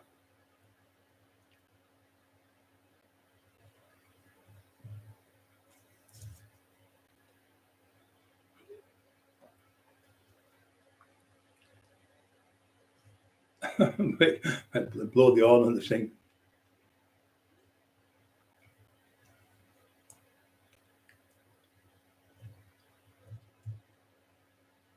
What can you come to the mind and make the boys up in the morning? Credence, brilliant. Credence, Clearwater. That's it. Marvelous. He's singing a song at the garden party. The garden party is Madison Square Garden, and it's him singing a song. He went. So he said, singing a song, and there's all different names for different people, and one's about one of the Beatles, and one's about someone else, and one's about fucking Bob Dylan. There is he saying, went to a garden party. What was it? He said, went to a garden party. Nobody recognised me, but everyone knew my name because it's all right now. Baby, it's all right now. And what he means by that is in the old days, they were like hippies with long hair. And when they're at the new place, all the hairs are short, like the Beatles are all short the hair now. So he said, nobody recognised me. But as soon as they said it's Credence Clearwater Jones, something they call him. And as soon as he said, nobody recognised me. Nobody was on stage when he come on. They were like, who the fuck's that? But as soon as they heard his name, they said, nobody recognised me, but everybody knew my name. And he started singing, it's all right now. He said, he sings about McCartney, John Lennon, sings about him. Sad about him, wasn't it, John Lennon? Poor cunt. He only sang songs, didn't he, to fucking help people. Fucking shot him, killed him. Terrible. It was a lunatic. It was a fan. I think he used to sit outside every night. I think he was called Keith, I think. And he shot him outside. I think it was in New York he got shot. Him, his poor fucking Sid Vicious. Poor cunt. Never done now to anyone. Fucking just a singer. Got the blame for a murder he never even fucking done. Then he took his own life, poor cunt. The lad who killed him lived upstairs. And what happened, he did a song called, what was it called? The one with my Frank Sinatra sang. He copied that, but he was fucking dreadful. The song, but he made $5,000 off it. $5,000 in them days, it's a lot of money. So he got $5,000 given to him. Sid's Nancy Spungen and Sid Vicious. So he was in the house. He was taking these tablets. These tablets are really strong. I don't know what they were. They said you only needed 2 and you'd be knocked out for like 2 days. He had 10 of them. So there's no way they said he killed that Nancy because he was unconscious. No one in the world could get up on his tablets. And because he was a junkie on the drugs, they said it was him and he was addicted. He got raped in jail, the poor cunt as well. And the lads who actually done it went down. And when he came back up the stairs, he went down with no money. They said there was a big room with about 20 people. They were like beds. They were like bed sits, I think, really scruffy in a hotel in New York. And he came upstairs and he had a fucking big group, thousands of dollars, all £5 note, like £5 notes, but $5 notes or whatever. And it was $5,000. And then he fucked straight off the next day, this bloke, and he went to another town. So years and years later, they tracked him down. They found out it was him who did it. He was the one who killed her. And then his mum actually come out that she used to make Sid Vicious, carried drugs in his nappy and all sorts when he was a baby and all that. So he had a fucking bad life, the poor cunt. He wasn't a bad kid at all because you seen him. He was only a fucking kid. He was only 21-year-old when he died. But he said if she goes out, I'm going with her, like that. So he said, well, what are you going to do? He said, now, she said, what are you doing? Just try and keep yourself occupied. He said, I just wish I was in the ground with Nancy. And you could feel in your heart how sad he was. And you could feel because he was always laughing and joking. He was a totally different kid when she went. But yeah, this other person, who was an American lad, killed her. But his mum come out, said something. And a few weeks later, she killed herself.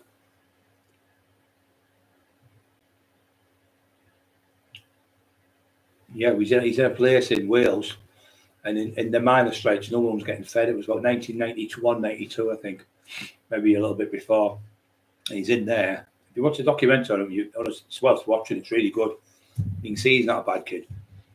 A bit of a fruit loop. He can't fight. He thinks he can fight, but his game is full, but he can't fight. But he started that before Go Dance. He was the first one to do that. Everyone copied off him.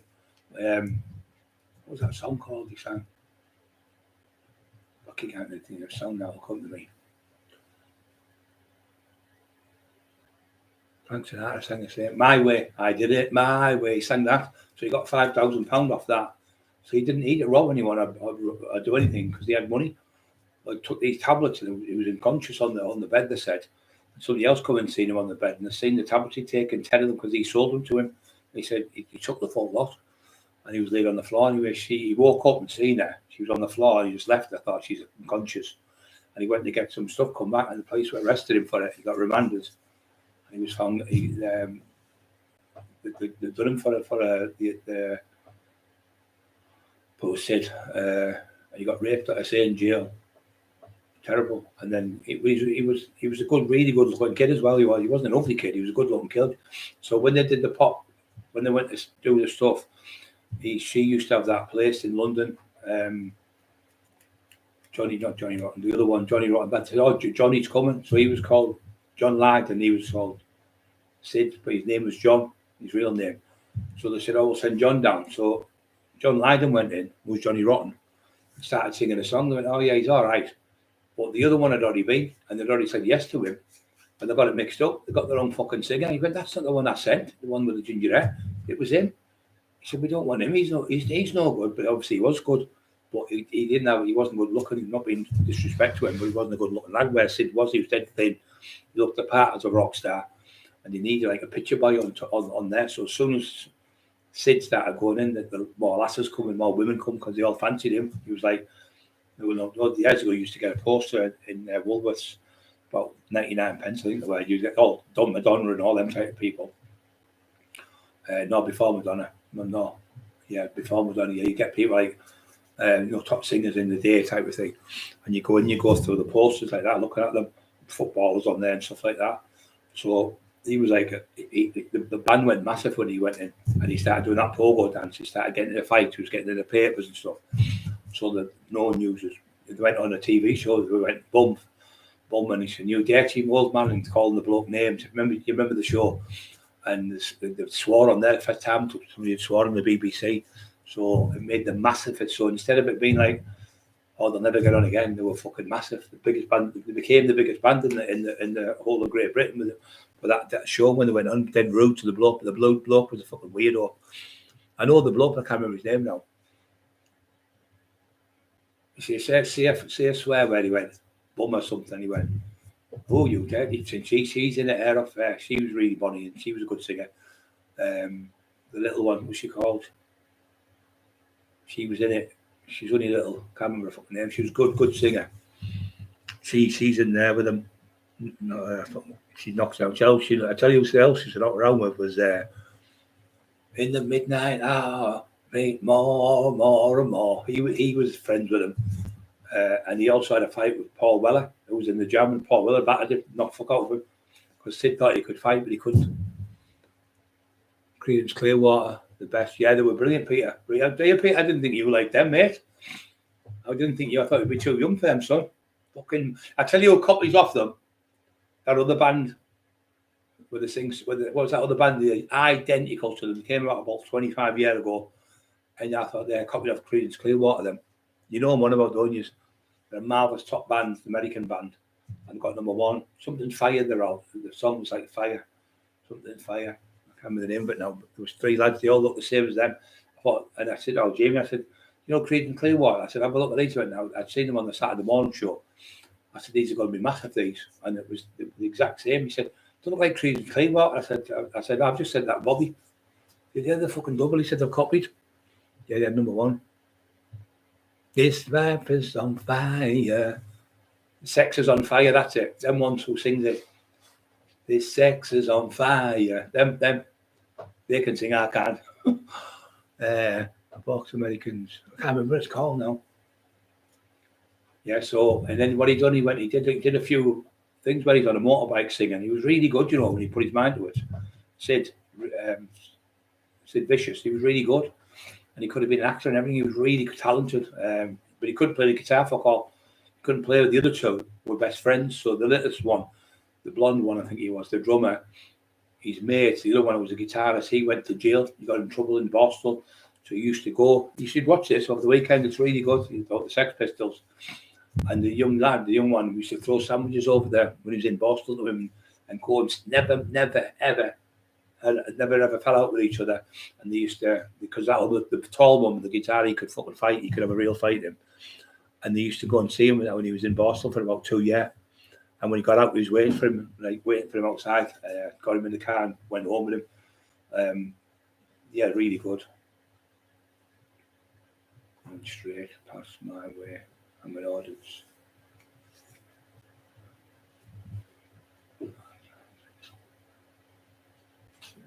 3,000 kilometres a week, 2,000 miles a week. Fucking hell.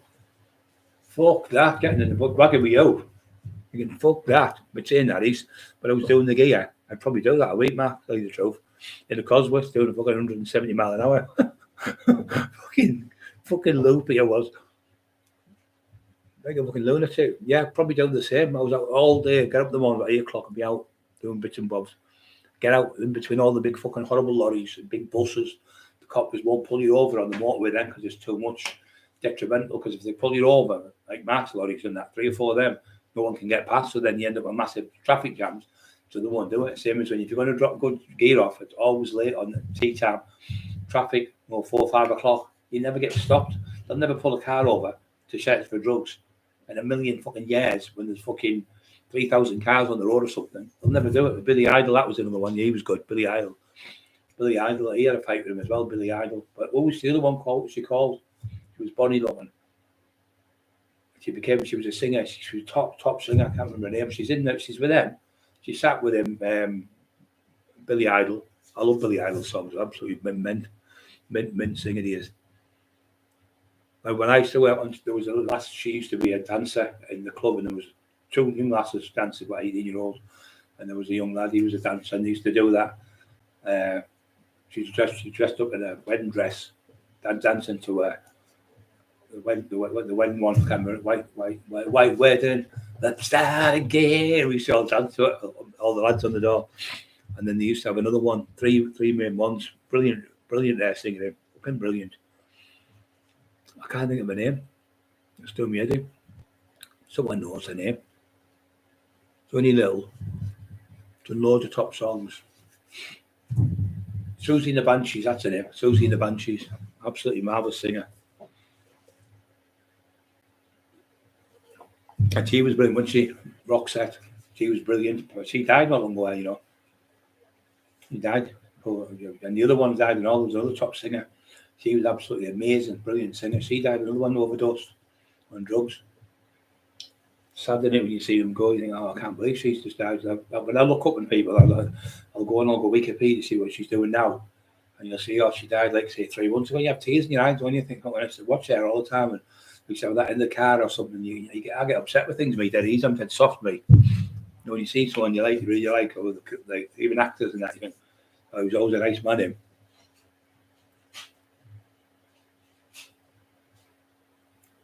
I think they'd be fucking brilliant today, mate. They'd be fucking class, mate. Go on the Sex Pistols. I am an anarchist. Fucking, I think I might come out with the new band. I might come out with the new songs. They were fucking brilliant, the songs, man. Queen, yeah. God Save the Queen was the best one. She ain't no human being. Yeah, they got a fucking band off the charts. And that was the first time in history there was a number one and there was a number one. There was a number 2, number 3, number 4. But there was no number 1 because they were the number 1. So they couldn't put them in because MI5 banned them. MI5 made them ban them. And every time they went to the airport or anywhere, he was getting stopped. You wait a minute. He's the one where he's on a bus to go there. A bus went, there's them dirty bastards there. Every other month. House of Commons is going by. House of Parliament. Dirty Romans in there. They're going mad with me because I take a bit of this and a bit of that. At least I'm not fucking abusing young children, you dirty. He was calling them all sorts. Fucking Johnny Rotten. Class Johnny Rotten, like really clever. Clockwork Orange is weird, wasn't it? I thought film. I like the song like of the Sex Pistols. She's only 22. That other one. I'm going to go over the Berlin Wall. I'll go into the Berlin Wall. I'm going to go over the Berlin Wall. Fucking about the Berlin Wall. And they got done for that because they went to Germany. The wall was just getting knocked down. 1991, I think it was. Knocked down the wall in Germany. Yeah, the amount of money they made is fucking ridiculous.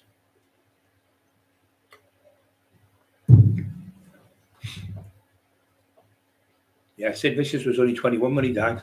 She was 20, I think, and he was 21 when she died. I think he was 22 when he died.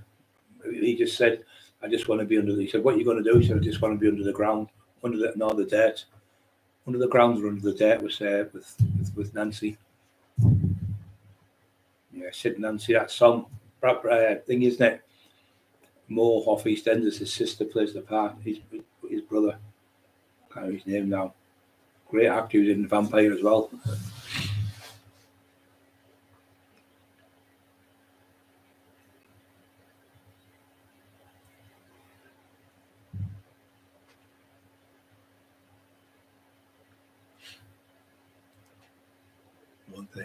We're on ages, haven't we? I didn't realise we've been on that long. See Shannon's on in the house. Seen you, Steve. I've just gone through the things in my head. What's in there? Kate Bush, Dad's back. Garden. We used to have sessions there. Kate Bush. I like Kate Bush. I think he was great. I'm running up that hill. The Taxman Band. Yeah. I'd write some. Gary Oldman, that's a good name. Gary Oldman's made some brilliant films in. Absolutely fucking brilliant films. He made a gangster film. It was marvellous. It was in Ireland. It was all like Irish. Well, like Irish against the Americans, the mafia. He was going to take them on in this film. That was a great film that he was in. And then he was also in that one, he fucking Vampire. I like to bite your neck. Called Dracula. His name's Dracula. He's from Transylvania, and it was actually Vlad. His real name is Vlad the Impaler, because he used to stick his fucking head on a spike. So you'd see 5,000 heads on a spike and think, fuck that, I'm not going there to fight him. I'm not ending up with my head on a spike. So if anyone got killed, he'd have to chop their heads off, spike and put them on big spikes. You see the depictions of photographs of people. It's like pictures painted going back 100 years. He used to drink the blood as well. Fucking ruthless. Just to scare them, because they think, oh, he's mental him. Whether he was mental or not, it was a psychological thing that scared people. But yeah, his country, he ruled it for ages.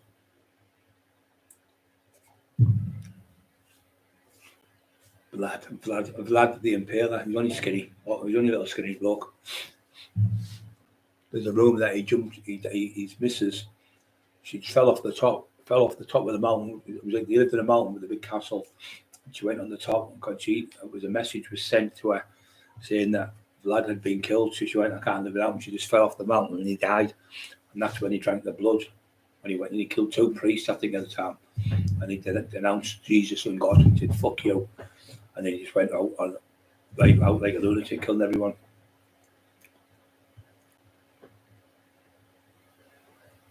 Clearwater, I will sang, heard it through the grapevine. No, that was, they didn't sing that, did they? It was Marvin Gaye, I think, wasn't it? I think it sang that song. I heard it was the Black Lord who sang that one. But I know what you're on about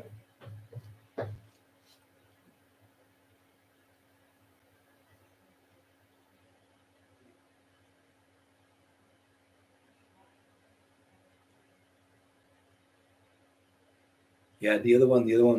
This sex is on fire. Yeah, that's who sang it. I can't remember the name of them now. They're a great band, but they just, when you look at them in the 60s, you look at them for now, it's just the exact same mustaches, same build, same singing, same way they play the guitars, same way they look. I've just proper copied them off. Best in me. She was a lovely girl, wasn't she? She was absolutely brilliant singer. With all them problems she had. That's what I'm saying. It's not all about the money, is it? You can have look at George Michael. Look at then Michael Jackson. Look at all these other pop stars and that who died. Look at Johnny Cash, and he was how bad he was on the drugs and stuff. He had all that money. Keith Moon, another, yeah. I was seeing a girl from around here, 13-year-old Keith Moon. She's Mandy, something they called her. She was from Stockton. He picked her up in a club, 13-year-old, and he took her back to Stringfellas and stayed with her for a while. She had a sister who was a singer. Can't remember her name now. Or it was there. He went out with her, became a singer. Yeah, she used to go to the Madison. It was only tiny little thing. And then I think he was seeing her, that other one. He was a fucking pair, only that fucking. He went to nightclubs down London. All like 15, 14-year-old kid, and he was fucking 70, 60-odd-year-old. It's fucking wrong, innit?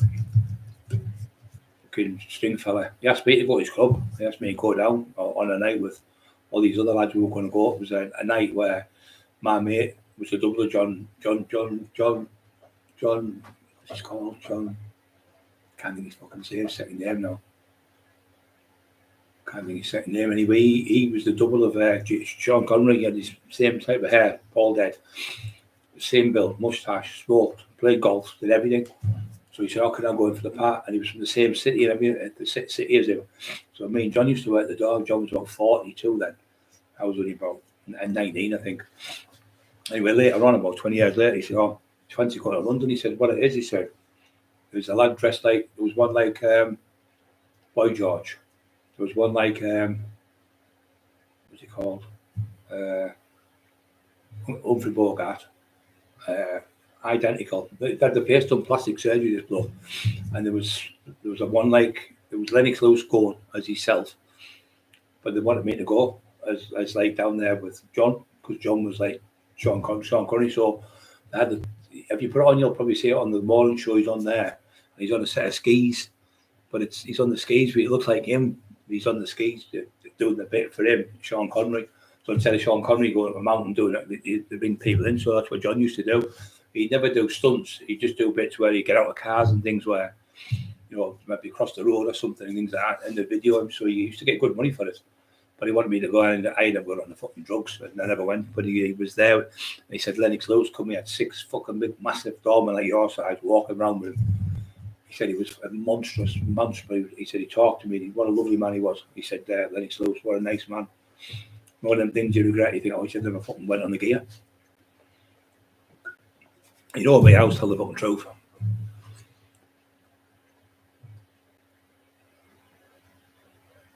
Well, they're fucking terrible, mate, today, Mark. My right hand's fucking terrible, but I'm thinking of getting a fucking operation on it again. Yeah, Gary Oldman. Well, do you know more? Off East Enders. That's his sister. He's a prop East Ender, West End, East Ender, wherever he is.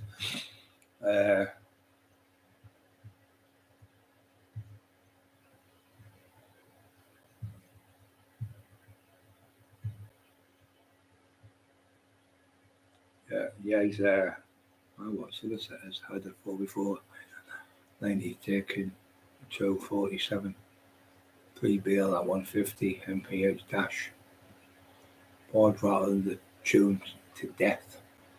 Yeah, the thing is, when they're tuned to death, though, you get no money for the fuckers. There's a human who's saying this, Darren.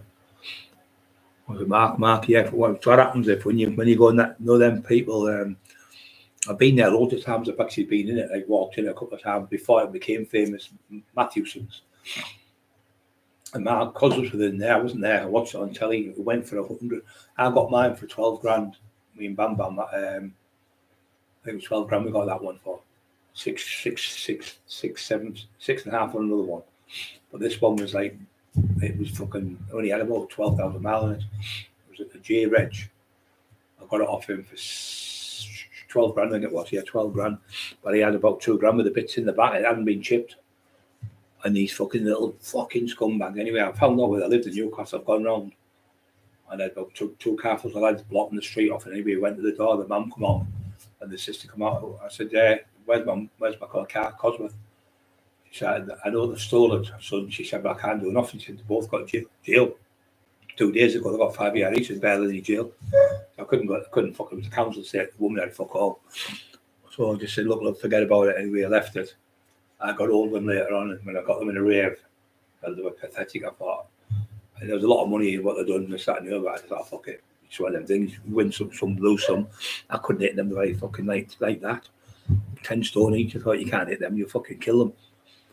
But so they did a couple of jobs for us, naughty jobs as well. So they never got away with it. They never got to go hiding, but they had to work that off. Not like dropping drugs or doing naughty stuff. They were naughty lads, proper naughty lads.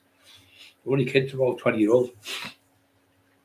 By the time they got out, they were about 20-odd-year-old, but they come see me at the rave and said, look, we've been told by Big Billy Robinson, you've been to our house, because I said to Billy, do us a favour, Billy. I stopped him with my mate called,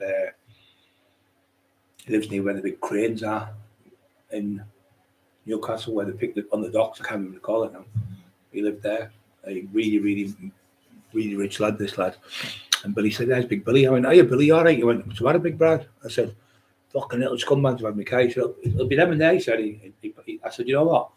You've told me that out. I've only just seen you 2 seconds. I said, I've been looking for that for fucking 2 weeks. I know they do it all the time. They don't give a fuck who you are. They're not bothered. They'd rather get a good eye. They're not bothered. So anyway, yeah, I got older. Anyway, I got them to do some work for the Stringfellas. Disgusting, married at 16. Yeah, disgusting, mate. I can't remember her name now. She was from, I think she was called Mandy, I think. She had a sister, and she ended up with somebody else down there as well. She was only 13, and that he was with them. She was only 13-year-old, and he was going up there. I thought it was wrong myself. Like, I thought it was wrong on myself, mate. Anyone doing that with somebody with that age, you fucking run around. Yeah, he was going out with for ages, but she had a sister. I think her sister that was an actress. I think she did some acting. Johnny Cash is Clyde. Yeah, he's fucking brilliant. His last song was marvellous. His last song, When the Man Comes Around. 20,000 angels singing. Ding, ding, ding. Yeah, it's marvellous, that song. And Johnny Cash was the man. He was fucking brilliant. He could fight as well. He could have a straight fight. Bill Wyman. Is that what he's called? Bill Wyman. I can't call her name, you know. Can't think of a second name. She's from the borough. She used to go on the Madisons, and she used to go on Billy Paul's. Billy Paul's, that was it, in Stockton. Just, you know, like you see a little kid walking going to school, stuff like that. Not like a little kid going to fucking, like, looks like a kid going to juniors, not the primary. Somebody, not, it's the juniors, it's not the primary, it's the older one, isn't it? Just looks, I'm not sure, about 12-year-old, about 11-year-old, something like that. Little skinny thing, you know, little skinny legs and that, like, just like a little kid. I went, fuck off. Oh, she's going out with such and such. I went, yeah, I'm that fucking laugh, aren't you? Well, she won't be getting this fucking club. I don't care how old she is. She goes, oh, she's not getting in. So when she came out the door, we wouldn't let her in. I'm not letting you in. You know, you're only fucking 13. Fuck off. I only did that because that cunt, he wasn't with her. They're not being funny, he wasn't with her, but I thought, I'm not letting her in. Because everyone knows how old she was. I thought, you get cops used to do you for them days. You come in with special police and you have to have badges and all that. I used to do this with them. They used to come in and go, right, they give me a license like that. They all had licenses. I'd say, right, how old are you? What's your date of birth? Right. On here, it's got 2 offences, right, what you've been done for. Do you understand? Yeah. I said, which did you get the 3 points for? Speeding or a bald tyre? She went speeding. I went, you haven't got no points. You haven't got nothing on your licence. It's empty. So you're just guessing. She thought, I'll take a 50-50. Fucking good. That was Leo's that. And the bloke had Leo's called Peter Lang with you. I was fucking class that. He thought she was in. Give her all the details. I went, what's it for? Speeding, 3 points, or bald tyre? She went, I think she said speeding, I think it was. I went, you've just got it wrong. Bridget Bardo, she was from, Bridget Bardo was from, Bardo. Our friend went to see when he was at Man U. At the house, which she wasn't in. Big gates. Swedish, I think she was, wasn't she? Beautiful there, wasn't she? Bridget Bardo, absolutely beautiful. I think she's just died like a couple of days ago. She was stunning, wasn't she? She was the same, that other one, what you call her, the cave one woman with the black hair, Raquel Welch. She was stunning as well. They were, in them days, they were more classy, I thought, the women actresses and that than they are now. They were absolutely odd as well, like Marilyn Monroe. She was beautiful as well, what you call the little woman with the black hair. She was married to him 7 times from Wales. What's his fucking name now? She's with him. She was Elizabeth Taylor. She was stunning there as well, beautiful. The light buttons. Yeah, Bridget Bardo. She was a beautiful looking lady, she was.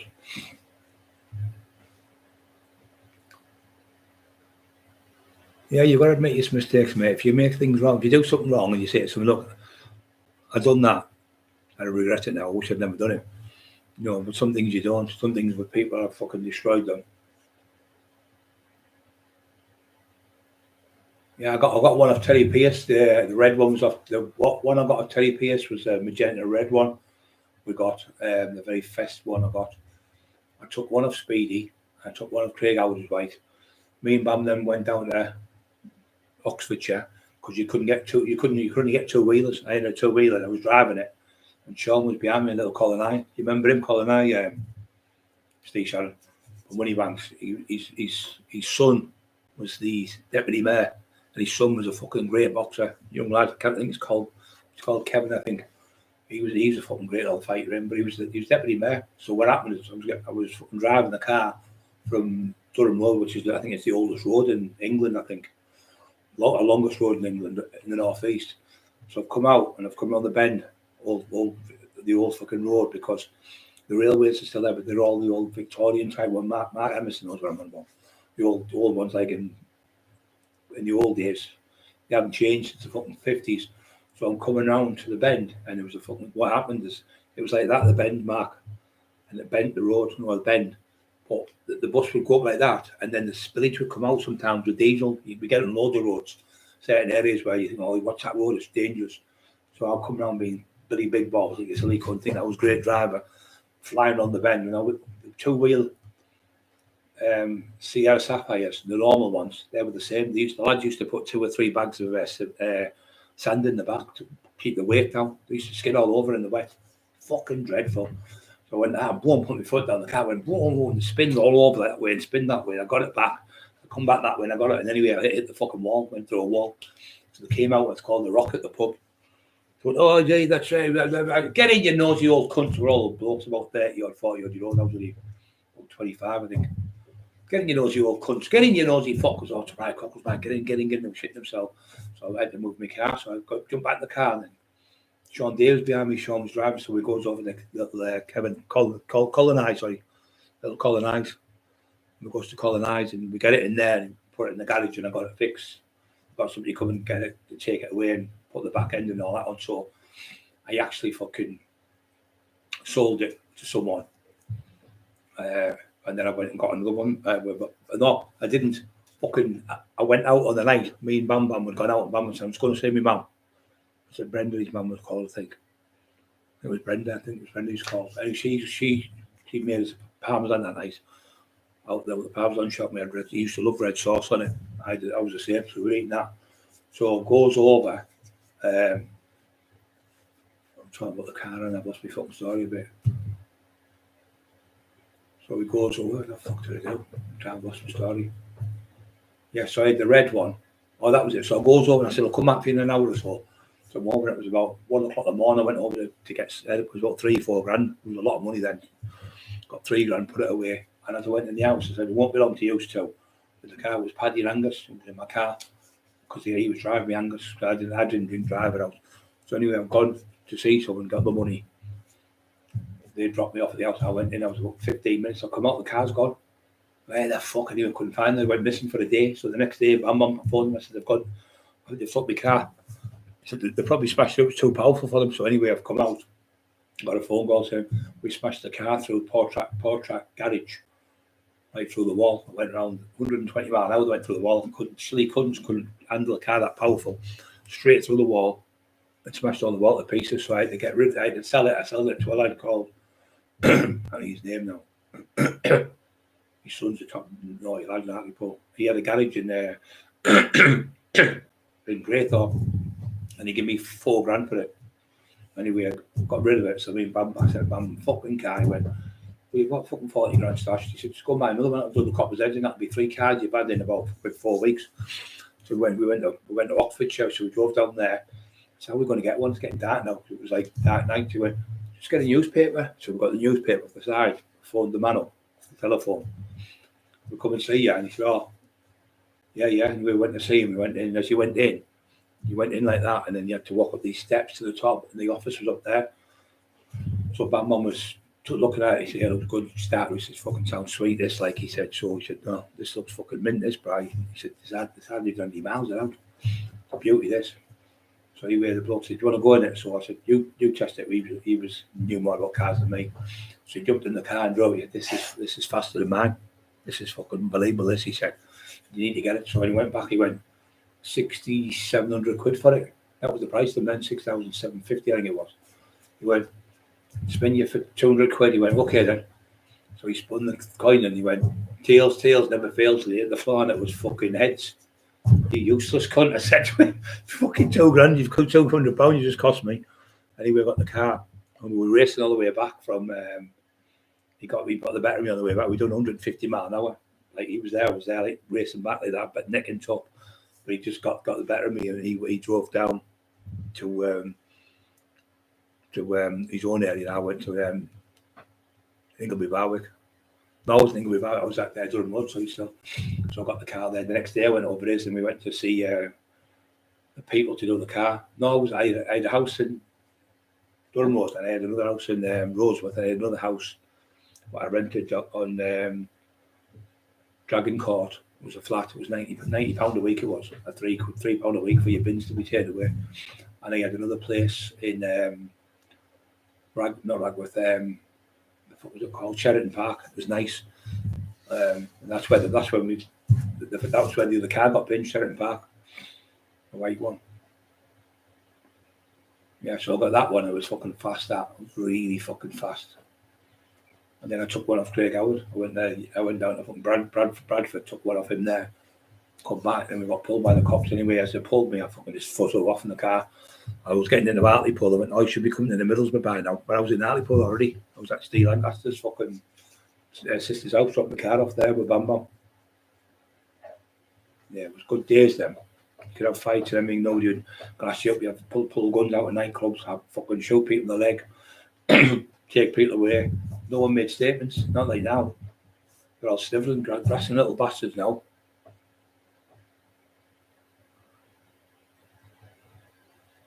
France via Bridget Barnett became a hermit and devoted life to her. Yeah, she never hardly went out, did she, in the end? Yeah, I say how Frank he went to see when he played for Man U. He was over there in Europe and he went to her house where he said, I don't think she was in. But he was only young at the time. He was only about 18, I think. He was trying to get a picture with her.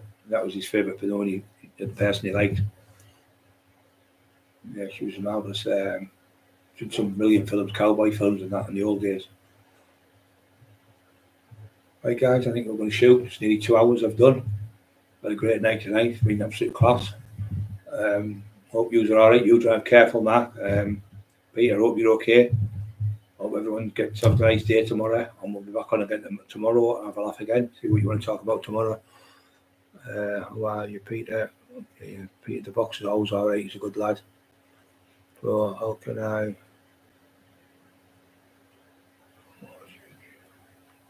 Yeah, she was a lovely person, wasn't she? Always smiling, always never miserable. Yeah, a lot of them did that. A lot of them, when that never came out, stayed in the house. A lot of them old film stars, and what they used to do, because they were getting old and that, they used to have the old black and white films on, they turn everything off, all the lights, and they'd sit there with the cat and the dog or something, or 3 or 4 dogs, and they'd sit by going back, let's say they were acting with some top actor, like, I don't know, John Wayne or something, and they'd sit back and go back, like, because they're older, 90-odd-year-olds watching it when they were like 40-odd, and you'd see them cry. You know, you see films where you see them watching films, you know, where you see them watching a film about the old days, or you see somebody doing like an interview on somebody over the years and saying, what was it like then? And but like me, we talked about the gyms, and everyone was friends then. You'd walk and everyone, how are you doing? Like Arnold, the little bloke, like you're Arnold, and he grabs him, and everyone was like best of friends when you were in the gyms then. And when you were going for a record, oh, you can do this. Come on, big fella. Come on, you can do it. Come on, you can do it. Come on, only you can do this. Come on, Big Brian was brilliant, hyping me up. He was in the documentary with me. And we'd go in and I'd break a £2,000 leg press in front of about 50, 60 people. And I got 15 for it. I got the first time I did it, I got 7 reps. Then I got 8. Then I got 9. I got 12. Then I got 15. 15 reps for £2,000. Fucking ridiculous. This was in front of, like, say, 50 people. Next time might be 50, 60 people. And they'd all come to the gym from everywhere, all over all the Dorman, out the Mall, out the Madisons, out of Redkirk or Dorman would come. They'd all come to the gym just to see me break the record. I broke a few in Steel City. I ended up fucking I had £700. I couldn't bench it, but I used to come up all it and then get a touch up and a touchdown like that. Fucking, but the bar was bent right around me like that, and I'd come off, put it on. And then I went over the tricep push down, and I used to have a thing called the saddle. You pulled it, was like that. It went over like that on the where you where your plates are when you pull down machines, and it would hook over like that and hook on. It had a bar, a bit like that there, like that. That there would come out, that would stick out, and you put out 20 plate over the top of that one, another 20 plates, and it would be on there. So when he was doing tricep push downs, Mark Lanny was there behind me. He was Mr. Britain. He had Lenny's ice cream, and he bought it. Anyway, I did about 8 in the reps, and 9th rep, the fucking whole chain snapped, 140 kilos. He said, Brian, you broke my bench press because the bench snapped as well. You broke the bench. You broke the fucking pull down. Now you broke the fucking tricep push down, and you've snapped the fucking leg press.